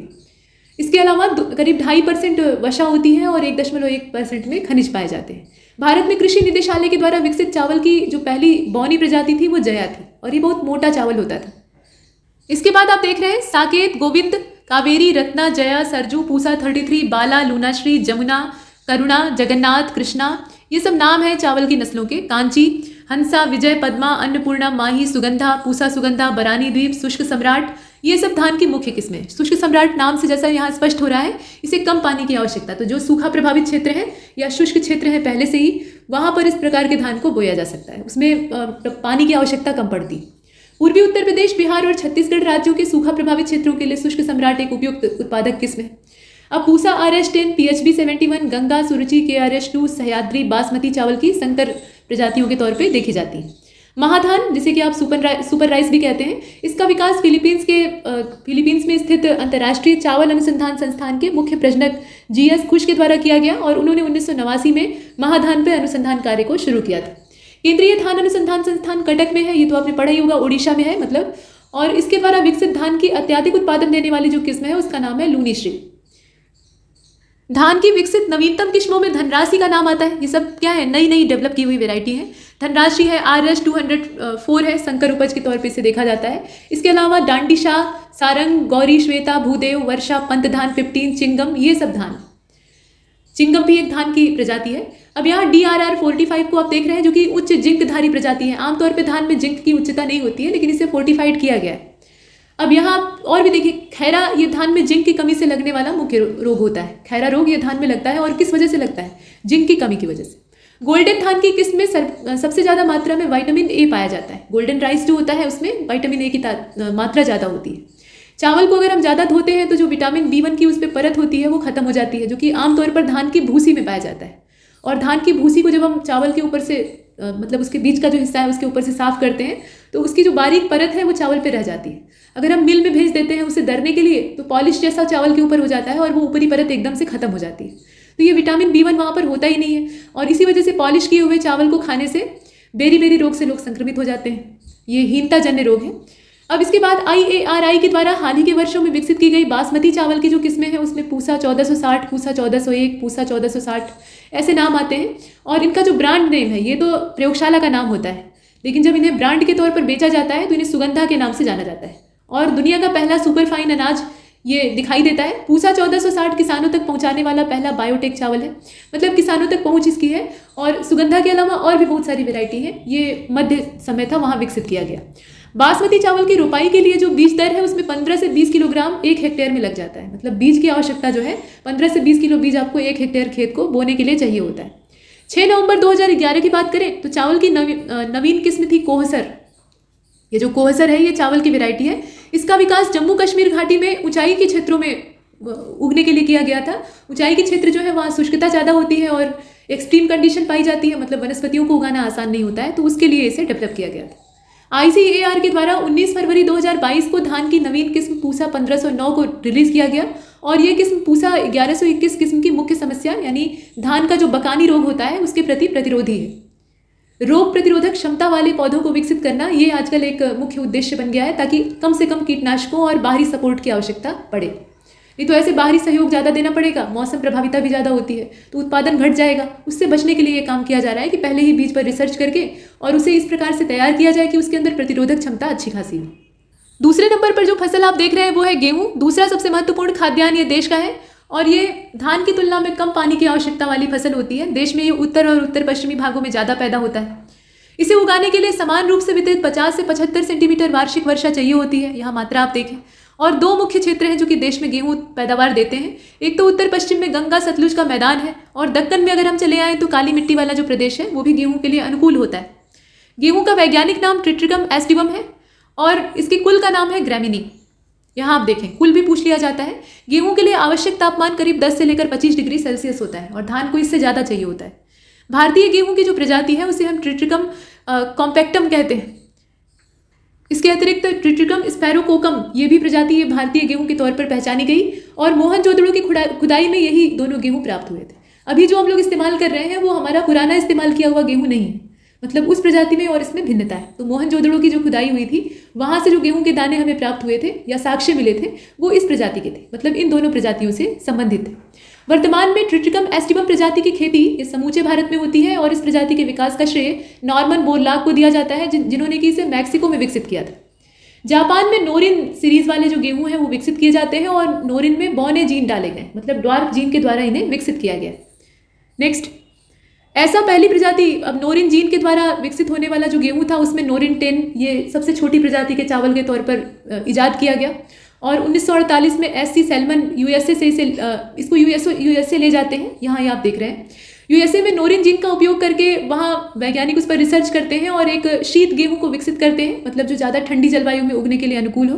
हालांकि गेहूं के लिए ठंडी का मौसम बुरा नहीं होता है, लेकिन ज़्यादा ठंडक में भी उगने के लिए वो अनुकूल होता है। और बाद में इसकी मैक्सिको में भी बहुत सारी प्रजातियाँ नॉर्मन बोरलाग के द्वारा विकसित की जाती हैं। अब यहाँ आप देखें कि नॉर्मन ई बोरलॉग जो है, इन्हें डॉक्टर नॉर्मन ई बोरलॉग, इन्हें नोबेल पुरस्कार से सम्मानित किया गया था और इनके नाम पर पुरस्कार भी आयोजित किया गया है। बोरलॉग की जो राष्ट्रीयता है वो अमेरिका की थी। ये मूल रूप से अमेरिकी नहीं थे, लेकिन इनकी जो नागरिकता थी वो अमेरिकी थी। रॉकफेलर फाउंडेशन की सहायता से, ये अमेरिकन फाउंडेशन है, 1963 में सोनारा 64, सोनारा 63, लर्मा रोजा, इस तरह के मैक्सिकन गेहूं जो है वो विकसित किए गए। और 100 किलोग्राम बीज सबसे पहले भारत सरकार ने आयात किया था, यानी मंगाया था। और 5 प्रजातियां यहाँ बना ली गई, ICAR के द्वारा उस पर रिसर्च किया गया और 5 देसी प्रजातियों का डेवलपमेंट किया गया, जिसमें कि लर्मा रोजा 64A, इसके अलावा S63, ये सब नाम है जो कि यहाँ स्वदेशी तौर पर विकसित किए गए। इसके अलावा सोनारा 64, मायो 64 और S227, ये सब मंगाकर यहाँ विकसित किया गया। सोनारा 64 एक प्रेरित उत्परिवर्ती यानी इंड्यूस्ड म्यूटेंट प्रजाति के तौर पर पहचाना गया। अब इसमें से लर्मा रोजा जो है वो बहुत ज़्यादा चल नहीं पाया, क्योंकि ये प्रजाति जो थी इसमें खामी होती थी कि गेहूं को आप पीस कर उसका आटा तैयार करते हैं और आटे से रोटी बनती है, रोटियां ही इसकी अच्छी नहीं होती थी। किसानों ने इसे बड़े जोर शोर पे उगाया, इसके दाने बड़े मोटे होते थे और पैदावार ज़्यादा होती थी। और ये मैक्सिको से आया था तो इसलिए इसकी पूछ भी ज़्यादा थी। तो जब इसका आटा पीस कर रोटियां बनाई जाती थी तो आटा तो एकदम सही सलामत रहता था। जब तवे पर रोटियां फैलाई जाती थी तो वो आँच पाते ही सिकुड़ कर छोटी सी हो जाती थी, जैसे रबर से बनी हुई। तो इस तरह का ये होता था, इसीलिए बाद में इसे रिजेक्ट कर दिया गया। इसके बाद ट्रिटिकल को आप देखिए, ये ट्रिटिकल क्या चीज़ है? ये एक तरह का अनाज होता है जो कि संकर नस्ल कहा जा सकता है। गेहूं और राई के जीन आपस में मिला दिए जाते हैं और गेहूं और राई का जब आपस में क्रॉस कराया जाता है तो उससे हमें प्राप्त होता है ट्रिटिकल। राज 3077 गेहूं की ही एक प्रजाति है और इमर गेहूं दक्षिण भारत के कुछ क्षेत्रों में पाया जाता है, जैसे कि यहाँ आप देख रहे हैं। आगे चले, मैकरोनी, ये मैकरोनी गेहूं असिंचित परिस्थितियों के लिए उपयुक्त होता है, मुख्य रूप से जो शुष्क क्षेत्र हैं। तो शुष्क क्षेत्र में गुजरात के कुछ हिस्से हैं, राजस्थान है, महाराष्ट्र और कर्नाटक के भी कुछ हिस्से हैं। और इसे हार्ड व्हीट भी कहा जाता है, सख्त गेहूं की उपमा दी जाती है। सामान्य रूप से गेहूं की बुआई में 100 किलोग्राम बीज चाहिए होता है 1 हेक्टेयर के लिए, और डिबलर विधि से करीब 20 से 30 किलोग्राम प्रति हेक्टेयर ही लगता है। तो ये फायदेमंद विधि है। जीरो टिलेज या फर्टिसीड ड्रिल नाम का जो यंत्र है उसका भी इस्तेमाल गेहूं की बुआई में किया जाता है। और सामान्यतः प्रति हेक्टेयर पोषक तत्व की मात्रा अगर हम देखें तो नाइट्रोजन चाहिए होता है 100 से 120 किलोग्राम, फास्फोरस की मात्रा 50 से 60 और पोटाश चाहिए होता है 40 से 50। ये आपने देखा, गेहूं में जब आप सिंचाई करके इनका छिड़काव करते हैं तो इतना मात्रा में ये चाहिए होता है। इसके बाद आप गेहूं में लगने वाले रोगों को भी देख लीजिए। तो रस्ट यहाँ दिया हुआ है, ये 3 प्रकार का होता है, येलो रस्ट, ब्राउन रस्ट और ब्लैक रस्ट। ये सब गेहूं में लगने वाले रोग हैं, ध्यान दीजिएगा। इसके अलावा करनाल बंट भी ये गेहूं को ही प्रभावित करता है। और यहाँ आप देख रहे हैं कि करनाल बंट का कारण दिया हुआ है। तो ये टिलेटिया या टिलेशिया इंडिका नाम का जो कवक होता है उससे पकड़ने वाला रोग होता है और गेहूं के जो तने हैं उनको बर्बाद कर देता है। फेलेरिस माइनर, इसे गेहूं का मामा भी कहा जाता है। जब आप इसे उगाएंगे तो देखने में लगेगा, इसका जो दाना यानी बीज होता है वो देखने में गेहूं जैसा ही दिखाई देता है। और आप जमीन में डाल दीजिए तो जो पौधा निकलेगा वो हूबहू गेहूं के ही पौधे की शक्ल और उसी की आकृति का होगा। तो गेहूं के खेत में ये उग जाता है तो इसे पहचानना आसान नहीं होता, खरपतवार के तौर पर उगता है। और जब बड़ा होता है तो इसमें जो बालियां निकलनी शुरू होती हैं, तो गेहूं की बालियां सुनहरी या हरी होती हैं, इसकी बालियां पकने के बाद काली हो जाती हैं, काली काली होती हैं। अंदर से गेहूं जैसा ही दाना निकलता है लेकिन पीछे हल्की हल्की रोएदार पूंछ जैसी होती है और ये खाने में कड़वा होता है, इसका स्वाद कसैला होता है। ठीक, तो इसको गेहूं का मामा कहा जाता है और इसको नष्ट करने के लिए आइसोप्रोट्यूरान नाम का जो शाकनाशी है उसको इस्तेमाल किया जाता है। गेहूं में सामान्यतः 8 से 15% प्रोटीन होता है, 65 से लेकर 70% कार्बोहाइड्रेट होता है, करीब 1.5% वसा होती है और 2% खनिज होता है। धान की तुलना में ये पोषक ज़्यादा है। गेहूं में ग्लूटीन नाम का प्रोटीन बहुत ज़्यादा मात्रा में पाया जाता है और विटामिन B1, B2, B6 तथा E इसमें पाए जाते हैं। वसा में घुलनशील विटामिनों का पिसाई के समय ह्रास हो जाता है, तो पीसते हैं आप तो बहुत सारे विटामिन स्वर्गवासी हो जाते हैं। क्षेत्रफल और उत्पादन दोनों की दृष्टि से विश्व में धान के बाद दूसरी सबसे इंपॉर्टेंट फसल यही है। देश में रबी की समस्त खाद्यान्न फसलों में 50% क्षेत्रफल तथा मतलब आप देखें कि रबी की जो समस्त खाद्यान्न फसलें हैं उसमें 50% क्षेत्रफल और 70% उत्पादन गेहूं अपना कवर करता है। अगर कवर की बात करें, मतलब पूरा घेरने की बात करें, तो क्षेत्रफल कवर करता है 50% और उत्पादन में ये 70% का योगदान देता है। अब आप देख रहे हैं कि भारत में हरित क्रांति का सबसे ज़्यादा फायदा भी गेहूं को ही हुआ। गेहूं उत्पादन सबसे बड़े पैमाने पर हुआ है, तो इसे गेहूं क्रांति कहना अतिशयोक्ति नहीं है। गेहूं की जो किस्में हैं उसमें सोनालिका, अर्जुन, कुंदन, अमर, भवानी, चंद्रिका, देशरत्न, कंचन, गिरजा, गोमती, प्रभानी, मैक्रोनी, राज 3077, कल्याण, सोना, ये सब गेहूं की प्रजातियां हैं। तो प्रजातियां पूछी जाती हैं और ICAR के द्वारा जो नई किस्में डेवलप की गई हैं उसमें UP 308, पूसा, सिंधु, गंगा और VL 829, HS 420 और HS 335, DWB 14 और NW 2036, इस तरह की बहुत सारी प्रजातियां हैं। भारतीय कृषि अनुसंधान संस्थान यानी IARI की अगर बात करें तो इसके द्वारा वर्ष 2015 में गेहूं के द्वारा कुछ प्रजातियों को विकसित किया गया, जिसमें पूसा किरण, नीलगिरी और पूसा मालवी ये सब आते हैं। अन्य किस्में भी हैं, हालांकि वो उतनी महत्वपूर्ण नहीं है क्योंकि नंबर आयोग आमतौर पर नहीं पूछता है। कुछ इंटरेस्टिंग नाम रहेगा तो पूछेगा, जैसे आप यहाँ देख रहे थे गिरजा, गोमती, अर्जुन, कुंदन, अमर, तो पूछ लेगा कि ये किस चीज़ की या किस फसल की किस्म का नाम है। यहाँ आप देखें ICAR के कृषि वैज्ञानिकों ने पूसा बेगर के नाम से गेहूं की एक नई प्रजाति को विकसित किया है, जो कि बिस्कुट के उत्पादन के लिए काफ़ी मानक मानी जाती है, यानी अच्छी मानी जाती है। और ये प्रजाति मुख्य रूप से पहाड़ी क्षेत्रों में उगाने के लिए उपयुक्त मानी जाती है। मक्के को देख लीजिए। मक्का एक खरीफ की फसल है जो कि 21 डिग्री सेल्सियस से लेकर 27 डिग्री सेल्सियस तापमान और पुरानी जलोढ़ मिट्टी में अच्छे से पनपता है। मक्के के दाने में कार्बोहाइड्रेट की मात्रा ठीक ठाक होती है, 79% होती है। प्रोटीन भी ठीक ठाक होता है, मतलब बहुत अच्छा नहीं लेकिन बहुत खराब भी नहीं, 5% होता है। वसा की मात्रा भी लगभग प्रोटीन के ही बराबर होती है और इसमें जो बाकी कंपोनेंट है वो 2% के आसपास पाए जाते हैं। धान्य फसलों के मुकाबले अगर देखा जाए तो इसमें स्टार्च की मात्रा ज़्यादा होती है। और मक्का ये C4 पौधा है, इसका वानस्पतिक नाम जिया मेज होता है, अनाजों की रानी भी इसको कहा जाता है। अब यहाँ आप देखें धान्य फसलों में बायोडीजल के उत्पादन में सबसे मुख्य भूमिका यही निभाता है। एल्कोहली पेय भी इससे बनाया जा सकता है और इसकी उत्पत्ति हुई है पाई कॉर्न से, ये आप देखें। मक्का खरीफ, रबी और जायद तीनों ऋतुओं की फसल है और जायद में से चारे के रूप में उगाया जाता है और ये पूरे वर्ष भर बोई जाने वाली फसल है। देखिए जायद का जो मौसम होता है उसमें इसे चारे के तौर पे उगाया जाता है, मतलब इसमें बालियाँ उस सीजन में नहीं लगती हैं आमतौर पे, लेकिन जो हरे भरे इसके पत्ते होते हैं उसका इस्तेमाल पशुओं को भोजन कराने के लिए होता है। भारत में मक्का की खेती ये 15वीं शताब्दी में प्रारंभ होने के प्रमाण मिलते हैं और ये फसल पुर्तगालियों के साथ भारत आ गई थी। गेहूं, जौ और चावल की खेती तो प्राचीन काल से ही होती थी, मक्का आया पुर्तगालियों के साथ। खरीफ में मक्के की बुआई जून में करते हैं। अब मक्का एक उभयलिंगी पौधा है, मतलब ये दोनों इसमें जो लिंग है वो पाए जाते हैं, मतलब एक ही पौधे में नर और मादा दोनों होते हैं, ये कहने का मतलब है। पर परागण इसमें होता है और नर पुष्पक्रम जो है इसे टेसल कहा जाता है और टेसल को हटाने की प्रक्रिया को कहा जाता है डीटेसलिंग। स्टाइल एक बहुत लंबा सिल्क जैसा फिलामेंट होता है जिसे कि सिल्क कहा जाता है और मक्के के प्रोटीन को जीन कहा जाता है। अब यहाँ पे ट्राइटोफेन और लाइसिन की कमी ये इसमें पाई जाती है।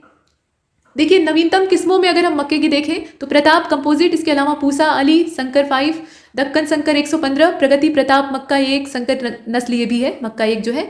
इसके अलावा विवेक मक्का 11 कंपोजिट है ये, गिरजा, श्रद्धामणि जिसे कि कंपो भी कहा जाता है, ये सब मक्के की प्रजातियां हैं। अब बाजरे को देख लेते हैं, मोटा अनाज, और ये मिलेट जो होता है इसमें सबसे ज़्यादा सूखा सहने की क्षमता होती है, मतलब एकदम शुष्क जमीन और शुष्क जलवायु में भी ये आराम से पनप लेता है।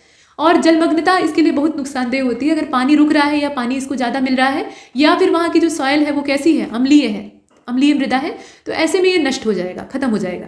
अनाज में सर्वाधिक खनिज की मात्रा अगर देखें तो बाजरे में ही पाई जाती है, मिनरल्स इसमें अच्छे खासे होते हैं, 2.7%। हरित बाल और अरगट ये बाजरे में होने वाले रोग हैं और इसकी जो नवीनतम किस्में हैं इसमें संकर नस्ल के तौर पे ग्रीष्म खेती का नाम आप लेते हैं। इसके अलावा पूसा कंपोजिट है, GHB 577 है, यहाँ प्रजातियों के नाम आप देख रहे हैं, RHB 127 है और PB 180 है, ये सब आप नाम देखें। दलहनी फसल उत्पादन की अगर बात करें तो ICAR से संबद्ध राष्ट्रीय पादप अनुसंधान या पादप जैव प्रौद्योगिकी संस्थान नई दिल्ली का जो केंद्र है, वहाँ पे प्रोफेसर नागेंद्र कुमार सिंह के नेतृत्व में वैज्ञानिकों ने अरहर के जीनोम अनुक्रम को तैयार किया था। ठीक है, अरहर का जीनोम अनुक्रम यहाँ तैयार किया गया और जेनेटिकली इसमें चेंजेस भी किए गए। जीनोम अनुक्रम की अगर बात करें तो अरहर की लोकप्रिय किस्म आसा इसी से तैयार की गई थी। तो अरहर एक दलहन है, ये आप जानते ही हैं, इसे तुअर भी कहा जाता है और इसकी बहुत सारी वैरायटी पहले से ही विकसित थी, लेकिन कुछ ऐसी प्रजातियों को विकसित करने की आवश्यकता थी जो कि कीड़ों के प्रतिरोधी मतलब प्रतिरोधी क्षमता विकसित कर सकें और जो हीनताजन्य रोग होते हैं उनसे भी कम प्रभावित हों, तो इसीलिए आशा को विकसित किया गया। इसके अतिरिक्त आप देखें कि लोबिया, मूंग, दलहन, चारा, हरी खाद के तौर पर इस्तेमाल होते हैं। लोबिया और मूंग जो है वो किस लिए इस्तेमाल होते हैं, ये दलहन के तौर पे भी इस्तेमाल होते हैं। लोबिया यानी जो बोड़ा होता है, इसको बोड़ा या बजरबट्टू भी कहीं कहीं कहते हैं, तो उसमें अंदर आप देखते होंगे कि बीज है, जब हरा रहता है तो उसको तोड़कर सब्जी बनती है और जब सूख जाता है तो उसके जो बीज हैं वो दलहन के तौर पे इस्तेमाल किए जाते हैं। इसके अलावा मूंग तो है ही है और चारे के तौर पे भी इसका इस्तेमाल किया जाता है, आप जानते ही हैं। धान की कटाई करते समय धान में जो नमी की मात्रा है वो होनी चाहिए, ऐसा ना हो कि नमी एकदम से खत्म हो जाए। तो 10 से 12% जब नमी रह जाती है उसी समय किसान पहचान लेता है कि अभी काटने योग्य हो गया है, तो उसको काट लिया जाता है। अन्न भंडारण करते समय नमी का परसेंटेज कम होना चाहिए, 14% से हर हाल में नीचे होना चाहिए, नहीं तो कीड़ा लगने का खतरा ज़्यादा होता है।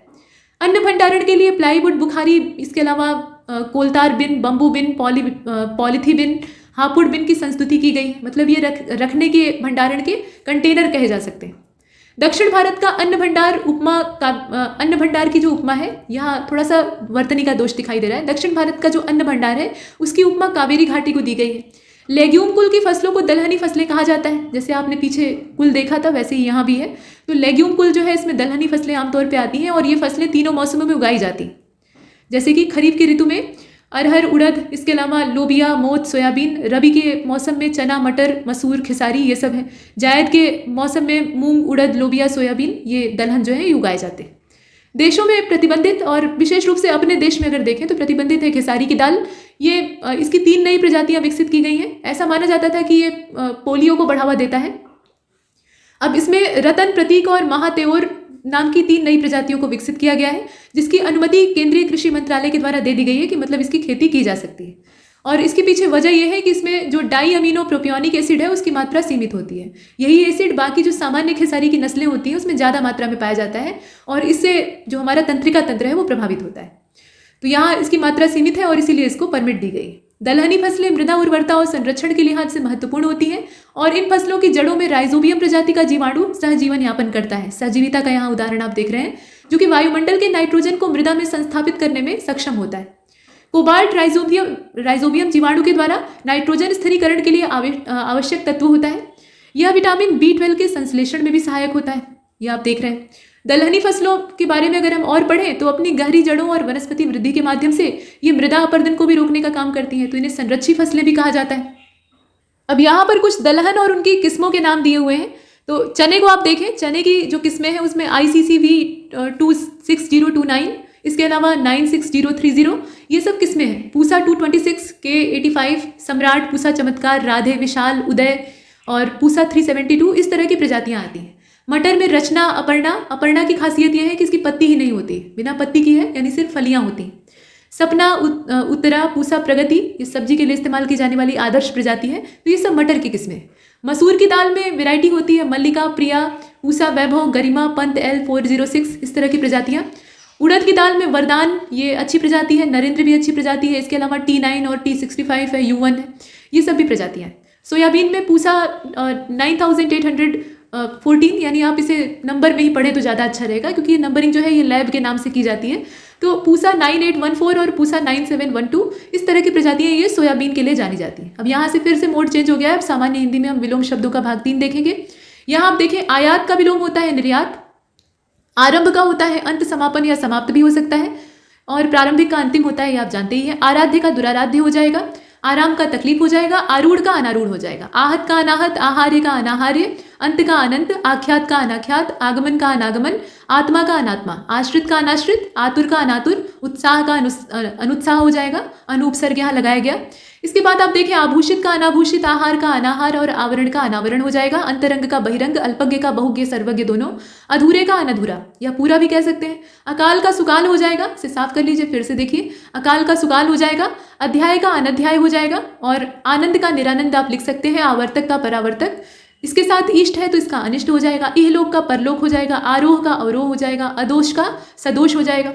यहाँ आप देख रहे थे उत्साह का अनुत्साह आपने देख लिया था, आवरण का अनावरण, अधूरे का पूरा या अनधूरा, अवनति का उन्नति, अतल का वितल, आचार का अनाचार और इति का अथ या आदि दोनों हो सकता है। एक तरफा का दुतरफा हो जाएगा, इच्छा का अनिच्छा हो जाएगा, और इच्छित का अनिच्छित या अनचाहा दोनों हो सकता है। इसके बाद इच्छुक का अनिच्छुक, इज्जत का बेइज्जती, इधर का उधर, ईमानदार का बेईमान, ईश्वरवादी का अनीश्वरवादी, ईप्सित का अनीप्सित, ईमानदारी का बेईमानी, ईहा का अनीहा, ईश का अनीश, उक्त का अनुक्त, उग्र का सौम्य, उचित का अनुचित, उच्च का अनुच्च, निम्न और नीचा तीनों हो सकता है, और उच्चारित का अनुच्चारित हो जाएगा, उच्चिष्ट का अनुच्चिष्ट या निम्निष्ट दोनों हो सकता है, उच्छ्वास का निश्वास हो जाएगा, उज्ज्वल का धूमिल हो जाएगा, उठने का बैठना, उठाने का गिराना और उतारने का चढ़ाना हो जाएगा, उतार का चढ़ाव हो जाएगा, उत्कर्ष का अपकर्ष, उत्कृष्ट का निकृष्ट और उत्कृष्टता का निकृष्टता, उत्तम का अनुत्तम अधम दोनों हो सकता है, उत्तरदायित्व का अनुत्तरदायित्व, उत्तरायण का दक्षिणायण, उत्तरित का अनुत्तरित, उत्तरी का दक्षिणी, उत्तीर्ण का अनुत्तीर्ण, उत्तेजन का प्रशमन, उत्तेजित का अनुत्तेजित शांत दोनों हो सकता है। इसी क्रम में आप देखें कि उत्थान का पतन हो जाएगा, उत्पन्न का अनुत्पन्न या मृत हो सकता है, उत्पादक का अनुत्पादक और उत्साह का अनुत्साह, उत्साही का निरुत्साही या अनुत्साही हो सकता है, उत्सुक का अनुत्सुक और उत्सुकता का अनुत्सुकता, ये सत्य है। इसी क्रम में आप देखें यहाँ पर तो उदग्न का अनुदग्न हो जाएगा, उदय का अस्त और उदयाचल का अस्ताचल, उदात का अनुदात, उदार का कृपण भी हो सकता है और अनुदार भी हो सकता है। उदारता का अनुदारता हो जाएगा, कृपणता भी आप लिख लीजिए। उदासीन का आसक्त, उदित का अस्त, उद्धत का सौम्य या विनीत दोनों हो सकता है, उद्धत का अनुद्धत। इसके बाद उद्भव का अवसान, उद्भूत का अनुद्भूत, उद्यम का अनुद्यम, उद्यम का आलस्य भी हो सकता है, दोनों चीजें हो सकती हैं। इसके बाद आप देखें यहाँ पे उद्यत दिया हुआ है, तो उद्यत का मतलब होता है तैयार, अनुद्यत मतलब जो स्थिर बैठा है, तैयार नहीं। उद्यमी का आलसी और निरुद्यमी दोनों हो सकता है। इसके बाद उद्योगी का अनुद्योगी हो जाएगा, उद्विग्न का अनुद्विग्न हो जाएगा, उद्वेग का निरुद्वेग हो जाएगा, उधार का नगद, उन्मत्त का अनुन्मत्त, उपकार का अपकार, उपजाऊ का अनुपजाऊ, उपमेय का अनुपमेय। और उपयोग के लिए 3 विलोम है, अनुपयोग, दुरुपयोग और दुष्प्रयोग। आप जो चाहे वो लिख सकते हैं। उपमित का अनुपमित हो जाएगा, उपकारक का अनुपकारक और उन्मुख का विमुख। इसके बाद उपयुक्त का अनुपयुक्त और उपयोगी का निरुपयोगी अनुपयोगी। उन्मूलन का रोपण, उपगत का अनुपगत, उपयुक्त का अनुपयुक्त, उपयुक्तता का अनुपयुक्तता और उपरि का अधः। ये हमने देखा। और देखिए ऊपरी लिखित का क्या होगा, ऊपरी लिखित का निम्नलिखित और अधोलिखित दोनों हो सकता है। ऊपर लिखा हुआ तो नीचे लिखा हुआ। उपलब्ध का अनुपलब्ध, उपलब्धि का अनुपलब्धि, उपस्थित का अनुपस्थित आप लिख लीजिए। और देखिए इसमें ऊंच का नीच, ऋजु का वक्र, ऋजु मतलब सीधा, वक्र मतलब टेढ़ा, एक का अनेक, एकत्र का विकीर्ण, एक अर्थक का अनेकार्थक, ऐक्य का अनैक्य, ऐश्वर्य का अनैश्वर्य, औपचारिक का अनौपचारिक और कंपित का अकंपित। इसके बाद उल्लंघन का अनुलंघन, ऊंचे का नीचा, ऋणग्रस्त का ऋण मुक्त, स्वतंत्र का बहुतंत्र, एक पक्षी का बहुपक्षी, एकेश्वरवाद का बहुदेववाद। यहाँ आप देख रहे हैं ऐच्छिक का अनैच्छिक, ऐहिक का पारलौकिक और औपचारिकता का अनौपचारिकता, कच्चे का पक्का। उल्लास का विषाद हो जाएगा, ऊपर का नीचे आप देख ही रहे हैं। ऋत का अनृत हो जाएगा, एकता का अनेकता हो जाएगा, एकाग्रचित्त का अन्य मनस्क हो जाएगा, एड़ी का चोटी, ऐतिहासिक का अनैतिहासिक, औचित्य का अनौचित्य, कंजूस का शाह खर्च और मुक्त हस्त दोनों हो सकता है, उदार भी हो सकता है, कटु का प्रिय और मधु दोनों हो सकता है। अब यहाँ से आपका करंट अफेयर स्टार्ट होता है और आप देख रहे हैं इसमें दिवस का नाम दिया है और साथ में तारीख दी है और उसका विषयवार विवरण दिया हुआ है। तो वीर बाल दिवस की घोषणा हुई है 26 दिसंबर की तारीख। 9 जनवरी को प्रधानमंत्री जी के द्वारा सिखों के जो 10वें गुरु थे गुरु गोविंद सिंह, उनके चारों बेटों को श्रद्धांजलि देने के लिए हर वर्ष 26 दिसंबर को वीर बाल दिवस के रूप में मनाने की घोषणा की गई। तो ये घोषणा हुई थी 9 जनवरी को। इसके बाद विश्व ब्रेल दिवस को आप देख रहे हैं, तारीख आप याद रखिएगा। विश्व ब्रेल दिवस ये 4 जनवरी को मनाया जाता है। प्रवासी भारतीय दिवस, इसी दिन राष्ट्रपिता महात्मा गांधी दक्षिण अफ्रीका से भारत वापस आए थे। 2003 से ये लगातार मनाया जा रहा है और 9 जनवरी की तारीख। विश्व हिंदी दिवस मनाया जाता है 10 जनवरी को और 10 जनवरी 1975 को नागपुर में जो पहला हिंदी सम्मेलन है, विश्व हिंदी सम्मेलन है, उसका आयोजन किया गया था और भारत सरकार ने इसीलिए वर्ष 2006 से 10 जनवरी को विश्व हिंदी दिवस के रूप में मनाने का फैसला लिया था। विश्व हिंदी दिवस की बात करें तो इसमें ये विश्व हिंदी दिवस की तारीख आपने देखी और हिंदी दिवस सिर्फ जो हम देखते हैं भारतीय हिंदी दिवस के तौर पे वो 14 सितंबर को मनाया जाता है क्योंकि इस दिन हिंदी को आधिकारिक भाषा के रूप में मान्यता मिली थी। स्टार्टअप इंडिया नवाचार सप्ताह ये 10 जनवरी से लेकर 16 जनवरी 2022 तक मनाया गया। आयोजन इसका DPIIT और वाणिज्य मंत्रालय स्टार्टअप इंडिया इनोवेशन वीक आयोजित करने का निर्णय लिया गया। तो ये कुछ इसमें मुख्य बातें हैं आयोजन से संबंधित। और इसके आयोजन का उद्देश्य भारत की स्वतंत्रता के 75वें वर्ष आज़ादी का अमृत महोत्सव मनाने का भी है। तो आज़ादी का अमृत महोत्सव कई तरीके से मनाया जा रहा है, उसमें ये भी शामिल है। एग्री न्यूट्रिएंट, यहाँ आप देख रहे हैं एग्री न्यूट्री गार्डन वीक, ये आपका 10 जनवरी से लेकर 17 जनवरी 2022 तक सेलिब्रेट किया गया। दीनदयाल अंत्योदय योजना को आप इससे जोड़कर देखें। राष्ट्रीय ग्रामीण आजीविका मिशन यानी DAY NRLM, इसने जागरूकता अभियान और ग्रामीण घरों में एग्री न्यूट्री गार्डन की स्थापना को प्रोत्साहित करने के माध्यम से इस वीक को मनाया था। राष्ट्रीय युवा दिवस, ये स्वामी विवेकानंद के जन्मदिन यानी 12 जनवरी को मनाया जाता है और विवेकानंद जी का जन्म हुआ था 12 जनवरी 1863। उस समय मकर संक्रांति जो है वो 12 जनवरी को ही पड़ा करती थी और बंगाल प्रेसिडेंसी का जो कलकत्ता था वहाँ पे ये पैदा हुए थे। तिरुवल्लुवर दिवस को देखिए, ये 15 जनवरी को मनाया जाता है, मतलब श्रद्धांजलि दी उस दिन प्रधानमंत्री जी के द्वारा 15 जनवरी 2022 को और तिरुवल्लुवर जी को ये श्रद्धांजलि दी गई थी। अब यहाँ तमिल कवि और दार्शनिक के तौर पे आप इन्हें जाने। तिरुवल्लुवर कौन थे? ये तमिल भाषा के महान कवि थे और दार्शनिक भी थे। तो उन्हीं के समर्पण में ये दिवस मनाया जाएगा। अब इसके बाद राष्ट्रीय स्टार्टअप दिवस को आप देख रहे हैं, 16 जनवरी की तारीख है और इसे प्रधानमंत्री मोदी जी के द्वारा मतलब 16 जनवरी की तारीख को राष्ट्रीय स्टार्टअप दिवस के रूप में चिन्हित करने की घोषणा की गई। ओपन डेटा वीक को आप देखें, 17 जनवरी 2022 से लेकर 21 जनवरी 2022 के बीच में इसको मनाया गया। आवास और शहरी मामलों के मंत्रालय के द्वारा ओपन डेटा वीक को शुरू किया गया है। मंत्रालय का नाम आप याद रखिएगा और यह देश के नगरीय पारिस्थितिकी तंत्र में नवाचार को बढ़ावा देने का प्रोत्साहन देता है। मणिपुर, त्रिपुरा और यहाँ त्रिपुरा, मणिपुर और मेघालय का जो राज्यत्व दिवस है उसको देख लीजिए। तो ये जो राज्यत्व दिवस है ये 21 जनवरी की तारीख में मनाया गया, मतलब 47वां नंबर का ये था, 47वां संस्करण था इसका। मतलब यहाँ आप देख रहे हैं कि 21 जनवरी 1972 को पूर्ण राज्य का दर्जा इन्हें प्राप्त हुआ था। तो पूर्ण राज्य का दर्जा प्राप्त हुआ मतलब इनका जो राज्यत्व था वो इन्हें मिल गया और इसलिए इस तारीख में ये मनाते हैं। पराक्रम दिवस की घोषणा अभी हाल फिलहाल में हुई है और इस साल नेताजी सुभाष चंद्र बोस की 125वीं जयंती थी। तो उसी अवसर पर यह घोषित किया गया कि नेताजी का जो जन्मदिन है यानी 23 जनवरी की जो तारीख है उसको पराक्रम दिवस के तौर पे मनाया जाएगा। राष्ट्रीय बालिका दिवस मनाया जाता है 24 जनवरी को, और इस तारीख में पहली बार 2008 में महिला और बाल विकास मंत्रालय तथा भारत सरकार ने एक पहल के रूप में पहली बार इसे सेलिब्रेट किया था। तो 2008 में पहली बार मनाया गया था, तब से मनाया जाता है। अंतर्राष्ट्रीय शिक्षा दिवस 24 जनवरी को मनाया जाता है और राष्ट्रीय मतदाता दिवस मनाया जाता है 25 जनवरी को। तो मतदाता दिवस के बारे में इस बार का जो थीम था, यहाँ विषय दिया हुआ है, चुनावों को समावेशी, सुलभ और सहभागी बनाना। 2011 से भारत के चुनाव आयोग की स्थापना दिवस यानी 25 जनवरी की जो तारीख है, 25 जनवरी 1950 में ये स्थापित हुआ था, उसको चिन्हित करने के उद्देश्य से राष्ट्रीय मतदाता दिवस उस दिन मनाया जाता है। राष्ट्रीय पर्यटन दिवस की तारीख है 25 जनवरी और इसका जो थीम था वो आप देखें, ग्रामीण और सामुदायिक केंद्रित पर्यटन। गणतंत्र दिवस को बताने की आवश्यकता है नहीं, और पहले भारतीयों के द्वारा इसी को स्वतंत्रता दिवस घोषित किया गया था। मतलब रावी के तट पर जो घोषणा हुई थी तो उसमें यही घोषणा हुई थी कि 26 जनवरी की तारीख में हम अपना जो आज़ादी का पर्व है उसको मनाएंगे। बाद में लॉर्ड माउंटबेटन को लगता है कि 15 अगस्त की तारीख ज़्यादा भाग्यशाली है, तो वो इसी को सुझाव देते हैं और लोग मान लेते हैं। तो अभी 26 जनवरी को हम लोग अपना गणतंत्र दिवस मनाते हैं। तो ये 73वां गणतंत्र इस बार भारतवर्ष ने मनाया है 26 जनवरी 2022 को। लाला लाजपत राय जी की जयंती ये 28 जनवरी को मनाई जाती है। आप जानते ही हैं कि ये पंजाब केसरी कहे जाते थे, और 157वीं जयंती इनकी थी। ये इनका जन्म हुआ था 28 जनवरी 1865 को पंजाब में। अब थोड़ा सा डिफेंस मैकेनिज्म अपना देख लेते हैं। तो रक्षा संबंधी घटनाएं दी हैं, स्थान दिया है और विवरण दिया है। समुद्री साझेदारी अभ्यास का आयोजन किया गया बंगाल की खाड़ी में, और इसमें चूंकि साझेदारी है तो किसकी साझेदारी? भारतीय नौसेना और जापान के बीच में। जापान का समुद्री आत्मरक्षा बल था और भारतीय नौसेना थी। कोविड-19 के बीच में गैर संपर्क मोड में बंगाल की खाड़ी में ये सामूहिक समुद्री अभ्यास जो है इसको किया गया। और भारतीय पक्ष का प्रतिनिधित्व इसमें भारतीय नौसेना के जहाजों INS शिवालिक और INS कदमत ने किया था, जबकि JM-SDF जहाजों उर्गा और हिराडो ने जापानी पक्ष से भाग लिया था। तो ये था अभ्यास मिलन 2022 विशाखापत्तनम में हुआ, और ये बहुराष्ट्रीय नौसैनिक अभ्यास था।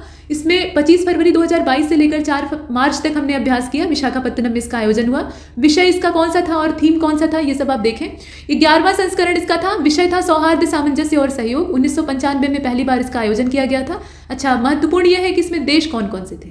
तो आमंत्रित देशों में Australia, Israel, Iran, France, Japan, दक्षिण Korea, Vietnam, Bangladesh, Brazil, UAE ये सब शामिल थे। AK-203 यहाँ आप देख रहे हैं ना, AK-47 आप देखते हैं, वैसे ही ये AK-203 है। राइफलों की डिलीवरी की बात हो रही है। ये असॉल्ट राइफलें होती हैं। इनके निर्माण का एक बड़ा अनुबंध भारत के हिस्से में आया है, और सशस्त्र बलों को रूस से करीब 70,000 राइफलों का पहला बैच प्राप्त हुआ है। तो इसमें भारत का सहयोग कौन कर रहा है? रूस। भारत से फिलीपींस के लिए मतलब यहाँ भारत के और फिलीपींस के बीच में समझौता हुआ है। तो फिलीपींस से भारत कुछ खरीद रहा है, ब्रह्मोस क्रूज मिसाइलों को खरीदेगा।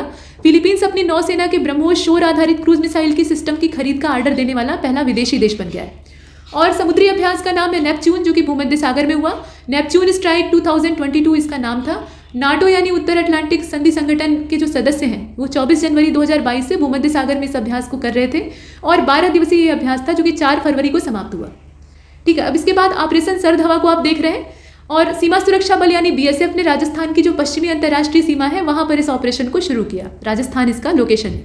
सी ड्रैगन 22 अभ्यास ये अमेरिका के द्वारा किया जा रहा है। मतलब ये सी ड्रैगन एक्सरसाइज भी कही जाती है। बहुराष्ट्रीय अभ्यास है और अमेरिका इसमें लीडर है। इस अभ्यास में भाग लेने वाले देशों में भारत भी है। उसके अलावा ऑस्ट्रेलिया, कनाडा, अमेरिका, दक्षिण कोरिया और जापान तो है ही है। यह एंडरसन वायुसेना बेस गुआम में आयोजित किया गया है, और अमेरिकी वायुसेना का ये अड्डा है, ये आपको पता होना चाहिए। इसके बाद रूस का व्हाइट स्वान TU-160 सुपरसोनिक बॉम्बर एयरक्राफ्ट ये चर्चा में क्यों है? ये रूस के सौजन्य से विकसित किया गया है। रूसी रक्षा बलों ने अभी हाल फिलहाल में ये जो नया आपका एयरक्राफ्ट है इसको लॉन्च किया है, और इसे एक मिसाइल बम वर्षक विमान भी कहा जाता है। इसे व्हाइट स्वान के नाम से भी जाना जाता है। तो व्हाइट स्वान असल में क्या है? एक बम वर्षक विमान है, यानी बॉम्बर एयरक्राफ्ट है। क्रायोजेनिक इंजन का विकास किया गया और इसका सफल परीक्षण किया गया तमिलनाडु में। भारतीय अंतरिक्ष अनुसंधान संगठन के द्वारा गगनयान कार्यक्रम के लिए क्रायोजेनिक टेक्नोलॉजी को यूज किया जाएगा। तो 12 जनवरी 2022 को इसका योग्यता परीक्षण किया गया और उसमें बड़ी सफलता हाथ लगी। अब यहाँ आप देख रहे हैं कि क्रायोजेनिक इंजन का नाम रखा गया है विकास। यहाँ पर अपने देशी संस्करण में इसका नाम रखा गया है विकास, और इस परीक्षण को किया गया महेंद्रगिरी तमिलनाडु में। इसरो का जो प्रोपल्शन कॉम्प्लेक्स था वहाँ पे 720 सेकंड के लिए इसको लॉन्च किया गया। पहला बहुमुखी, यहाँ आप नीचे देखें, संचालित आइस ब्रेकर, ये परमाणु संचालित आइस ब्रेकर है। असल में रूस ने श्रृंखला में अपना पहला प्रोजेक्ट 2220 ये बहुमुखी परमाणु संचालित आइस ब्रेकर है, इसको लॉन्च किया, जिसका नाम है सिबीर। ठीक, तो सिबीर क्या है? ये आइस ब्रेकर है और ये परमाणु संचालित रूस के द्वारा इसको विकसित किया गया है। अब यहाँ पे आप देख रहे हैं चीरू 2Q-22 नौसेना अभ्यास, ये ओमान की खाड़ी में हुआ। और इसमें चीन, रूस और ईरान के द्वारा हिस्सेदारी की गई। मिलिट्री हेडक्वार्टर ऑफ वार के MTCTE में क्वांटम लैब को स्थापित किया गया। ये इंदौर नाम की जगह है, और इंदौर कहाँ है तो आप जानते ही, मध्य प्रदेश में है। भारतीय सेना का जो सैन्य मुख्यालय है, मतलब सैन्य मुख्यालय युद्ध इंदौर मध्य प्रदेश में military college of telecommunication engineering यानी MCTE में क्वांटम लैब की स्थापना की गई है। तो ये इंदौर में स्थापित हुआ है क्वांटम लैब। यही आपके लिए इसमें महत्वपूर्ण है, क्योंकि पूछ लिया जाता है कि ये जो कम्युनिकेशन सेंटर है, इंजीनियरिंग सेंटर है, जहाँ की क्वांटम लैब को डेवलप किया गया है या विकसित किया गया है, जगह कौन सी है। इसके बाद आप एंटी आर्मर हथियार की आपूर्ति के लिए जो साब को चुना गया है उसको देखिए। तो साब असल में एक रक्षा कंपनी है जो कि स्वीडन की है मूल रूप से। यह भारतीय सशस्त्र बल के द्वारा एकल शॉट एंटी आर्मरी हथियार 84 की आपूर्ति के लिए एक प्रतिस्पर्धी कार्यक्रम के माध्यम से चुनी गई, और 84 का उपयोग भारतीय सेना और भारतीय वायुसेना के द्वारा किया जाएगा। तो ये भारत को वो उपलब्ध कराएगी। इसके बाद आप आगे देखें, संयुक्त समुद्री अभ्यास पश्चिमी लहर को आप देख सकते हैं, और पश्चिमी तट पर भारतीय नौसेना की पश्चिमी नौसेना कमान ने पश्चिमी तट के पास में संयुक्त समुद्री अभ्यास किया, जिसको कि पश्चिमी लहर कहा गया, मतलब XPL 2022 भी इसको कहा जाता है। नई जिरकॉन हाइपरसोनिक क्रूज मिसाइल को आप देख रहे हैं, ये रूस की है, और रूस ने एक फ्रिगेट से लगभग 10 नई जिरकॉन मिसाइलों का परीक्षण किया है दिसंबर 2021 में। Colombo security conclave virtual workshop को आप देख रहे हैं। तो राष्ट्रीय फोरेंसिक विज्ञान विश्वविद्यालय गांधीनगर गुजरात की बात हो रही है, और साथ में कोलंबो सिक्योरिटी कॉन्क्लेव के सचिवालय के सहयोग से राष्ट्रीय सुरक्षा परिषद सचिवालय भारत सरकार के द्वारा रक्षात्मक संचालन, deep dark web handling, digital forensic के संबंधित क्षेत्रीय साइबर सुरक्षा क्षमताओं को विकसित किया गया। और इसी विषय पर, मतलब ये थीम रखा गया इतना लंबा सा, इस पर 10 से लेकर 11 जनवरी का जो समय था 2022 में 2 दिवसीय पहला Colombo security conclave virtual workshop आयोजित किया गया। ये खास बात है, और इसमें भाग लेने वाले जो सदस्य थे उसमें श्रीलंका, मालदीव, भारत, मॉरिशस, सेशेल्स, बांग्लादेश, ये सब शामिल थे। कोलंबो सिक्योरिटी कॉन्क्लेव के सदस्य और पर्यवेक्षक देशों के प्रतिनिधियों ने इस कार्यशाला में हिस्सा लिया था। अब इसके बाद हम वन लाइनर डाटा देखेंगे। केंद्रीय आयुष मंत्री सर्बानंद सोनोवाल ने हैदराबाद तेलंगाना में हार्टफुलनेस इंटरनेशनल योग एकेडमी को उनकी फाउंडेशन रखी है, मतलब आधारशिला रखी है। तो ये हैदराबाद तेलंगाना में रखी गई है। कुल मिलाकर जगह पूछी जाती है, उसको आप देख लीजिए। सूर्य नमस्कार पहल को शुरू किया गया है आज़ादी का जो अमृत महोत्सव मनाया जा रहा है उसी के मौके पर या उसके हिस्से के रूप में, और 75 करोड़ सूर्य नमस्कार की जो पहल है वो शुरू हुई। अब अंतर्राष्ट्रीय ऊर्जा एजेंसी यानी IEA के हिसाब से भारत 2026 का जो समय है वहां तक चीन को पछाड़कर विश्व की तीसरी सबसे बड़ी एथेनॉल मार्केट के तौर पर सामने आएगा 2026 तक। अब यहाँ खास बात क्या है कि 2026 तक भारत केवल अमेरिका और ब्राजील से ही पीछे रह जाएगा, क्योंकि भारत ने 2070 तक स्वच्छ ऊर्जा पर्यावरण दिशा में कार्बन न्यूट्रल बनने की कार्रवाई को बहुत तेज कर दिया है। तो ये ऊर्जा एजेंसी का अपना डाटा है। दिसंबर 2021 में बांग्लादेश की राजधानी ढाका के रमना में पुनर्निर्मित रमना काली मंदिर का उद्घाटन किया गया, और ये तत्कालीन राष्ट्रपति रामनाथ कोविंद जी के द्वारा किया गया। हाल ही में केरल राज्य के मंत्रिमंडल ने राज्यपाल से राज्य के लोकायुक्त अधिनियम 1999 में संशोधन के लिए अध्यादेश जारी करने की सिफारिश की है, और श्रीलंका ने भारत की मदद से एक इंटरसिटी ट्रेन सेवा को शुरू किया है, जबकि डीजल इकाइयां भारत ने इस परियोजना के लिए दी है। ये खास बात है, तो चर्चा इसीलिए हो रही है, भारत के द्वारा इसमें सपोर्ट दिया गया है। यह सेवा माउंट लाविना या लाविनिया जिसको कहा जाता है कोलंबो वाला है, और इसके अलावा कांके, संथुराई, जाफना, इन दोनों के बीच में शुरू की गई। मतलब आप मोटे तौर पे देखें तो कोलंबो और जाफना के बीच में स्टार्ट की गई। भारत का इसमें सपोर्ट। कुछ और फैक्ट है, जैसे कि आप देखें हाल ही में चर्चा में रहा गेटवे टू हेल किस ये तुर्कमेनिस्तान देश से संबंधित है, ऐसा इसमें दिया गया। और तुर्कमेनिस्तान का जो कारकुम रेगिस्तान है उसे गेटवे टू हेल के तौर पे देखा जाता है। ये बड़ा प्राकृतिक गैस का एक गर्त है, मतलब यहाँ प्राकृतिक गैस के भंडार पाए जाते हैं, जिससे कि 5 दशकों से ये क्षेत्र ज्वलनशील रहा है, मतलब यहाँ आग सुलग रही। हाल ही में रक्षा मंत्री राजनाथ सिंह जी के द्वारा 16 दिसंबर को रक्षा संपदा दिवस के अवसर पर छावनी बोर्डों के निवासियों के लिए भौगोलिक सूचना तंत्र आधारित स्वचालित जल आपूर्ति प्रणाली का शुभारंभ किया गया। तो ये दोनों डाटा आपने देखे। अब आगे चलते हैं। देखिए, मृदा के स्वास्थ्य को पुनर्जीवित करने और जैव विविधता को बहाल करने के लिए दक्षिणी राजस्थान के प्रतापगढ़, डूंगरपुर और बांसवाड़ा 3 जिलों में आदिवासी किसानों की एक सामुदायिक पहल को संयुक्त राष्ट्र खाद्य और कृषि संगठन यानी जो FAO है उसके द्वारा मान्यता दी गई। 13 दिसंबर 2021 की तारीख थी। राष्ट्रपति जी के द्वारा ऐतिहासिक बांध सुरक्षा विधेयक को स्वीकृति दी गई, 2019 वाला ये है। भारतीय रिजर्व बैंक ने 3 जनवरी 2022 को ऑफलाइन माध्यम में छोटे मूल्य के डिजिटल भुगतान की सुविधा के लिए फ्रेमवर्क भी जारी किया है। ऑफलाइन माध्यम से अधिकतम 200 रुपये का भुगतान किया जा सकता है। राजस्थान सरकार ने राज्य के बीकानेर जिले में लिग्नाइट के खनन और आसपास के क्षेत्र में एक नया लिग्नाइट स्थित या आधारित ताप विद्युत संयंत्र विकसित करने का एक महत्वाकांक्षी प्रोजेक्ट तैयार किया है। दिल्ली सरकार ने इलेक्ट्रिक वाहनों के संवर्धन के लिए वन स्टॉप वेबसाइट को लॉन्च किया है, ये खास बात है। और वेबसाइट का जो यहाँ लिंक है वो दे रखा है ev.delhi.gov.in, ये आप देख रहे हैं। ये वेबसाइट निर्माताओं, खरीदारों, चार्जिंग स्टेशन खोजकर्ताओं के लिए मददगार सिद्ध होगी। 3 जनवरी 2022 को केंद्रीय शिक्षा मंत्री धर्मेंद्र प्रधान ने क्षेत्रीय भाषाओं में प्रौद्योगिकी हेतु राष्ट्रीय शैक्षिक गठबंधन 3.0 यानी नीट 3.0 का शुभारंभ किया है। और नीट 3.0 देश के छात्रों को सर्वोत्तम विकसित एडटेक शिक्षा प्रौद्योगिकी समाधान और पाठ्यक्रम देने का एक एकल मंच बनेगा, ये एक बात है। और गणितीय विज्ञान संस्थान यानी IMSC चेन्नई ने अपनी स्थापना के 60 वर्ष पूरे किए 3 जनवरी 2022 को, ये एक बड़ी बात है। 3 जनवरी 1962 को चेन्नई में अल्लादी रामकृष्णन के द्वारा गणितीय विज्ञान संस्थान को स्थापित किया गया था, तो इसकी स्थापना का आप देख रहे हैं।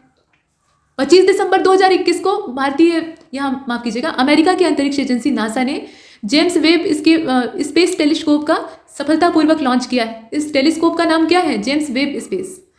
ये आपने देखा। अगर आपको पेड कोर्सेज ज्वाइन करने हैं तो यहाँ नंबर दे रखे हैं, आप संपर्क कर सकते हैं। चलिए अब यहाँ देखें आपकी इसे नासा, कनाडाई अंतरिक्ष एजेंसी और यूरोपीय अंतरिक्ष एजेंसी द्वारा संयुक्त रूप से विकसित किया गया है। मतलब अमेरिका इसमें अकेले अपना रोल नहीं प्ले कर रहा है। अब ये जो जेम्स टेलीस्कोप है ये हबल टेलीस्कोप की जगह लेगा, ये खास बात है। और इसे एरियन रॉकेट से लॉन्च किया गया है। तो अभी तक आप हबल दूरबीन को ही लेकर बैठे थे, लेकिन अभी उसकी जगह पे जेम्स काम करेगा। इस टेलीस्कोप से इसकी विशेषता क्या है? जब उसकी जगह लेगा तो निश्चित रूप से उससे ज़्यादा सक्षम होगा। तो 13.7 यानी 13.7 अरब साल पहले बनी आकाशगंगाओं और तारों को स्कैन करने के लिए इसको लॉन्च किया गया है। मतलब इसकी पावर आप देख रहे हैं कितना ज़्यादा ये शक्तिशाली होगा। और हाल ही में उड़ीसा राज्य सरकार ने राज्य सिविल सेवा में प्रवेश के लिए उम्मीदवारों की ऊपरी आयु की सीमा को 32 से बढ़ाकर 38 कर दिया है। और यह राज्य सिविल सेवा नियम 1989 में संशोधन करके किया गया है। आयु सीमा में वृद्धि केवल 2021-22 और 2023 की परीक्षाओं के लिए की गई है। ये संभवतः कोविड का जो दौर था उससे कुछ हद तक राहत देने के उद्देश्य से भी की गई। और इसके बाद आप देखें, इसमें कई सारे कारण हैं, लेकिन एक ये भी कारण हो सकता है। 3 जनवरी 2022 को चंडीगढ़ विश्वविद्यालय में अंतरिक्ष विज्ञान और प्रौद्योगिकी अनुसंधान के लिए कल्पना चावला केंद्र का उद्घाटन ये राजनाथ सिंह जी के द्वारा किया गया है, तो ये एक बड़ी बात है। और चंडीगढ़ विश्वविद्यालय अब IIT कानपुर, IIT बॉम्बे जैसे जो 13 संस्थान हैं उनकी सूची में शामिल हो गया है और अपने स्वयं के उपग्रह को डिजाइन और विकसित करने वाला उत्तर भारत का ये पहला विश्वविद्यालय बन गया है। अब यहाँ पे आप CUSAT के प्रक्षेपण की बात देख लें तो पंजाब अंतरिक्ष में अपना उपग्रह भेजने वाला भारत का पहला सीमावर्ती राज्य बन गया है। और ये प्रक्षेपण ये पंजाब के ही सौजन्य से था।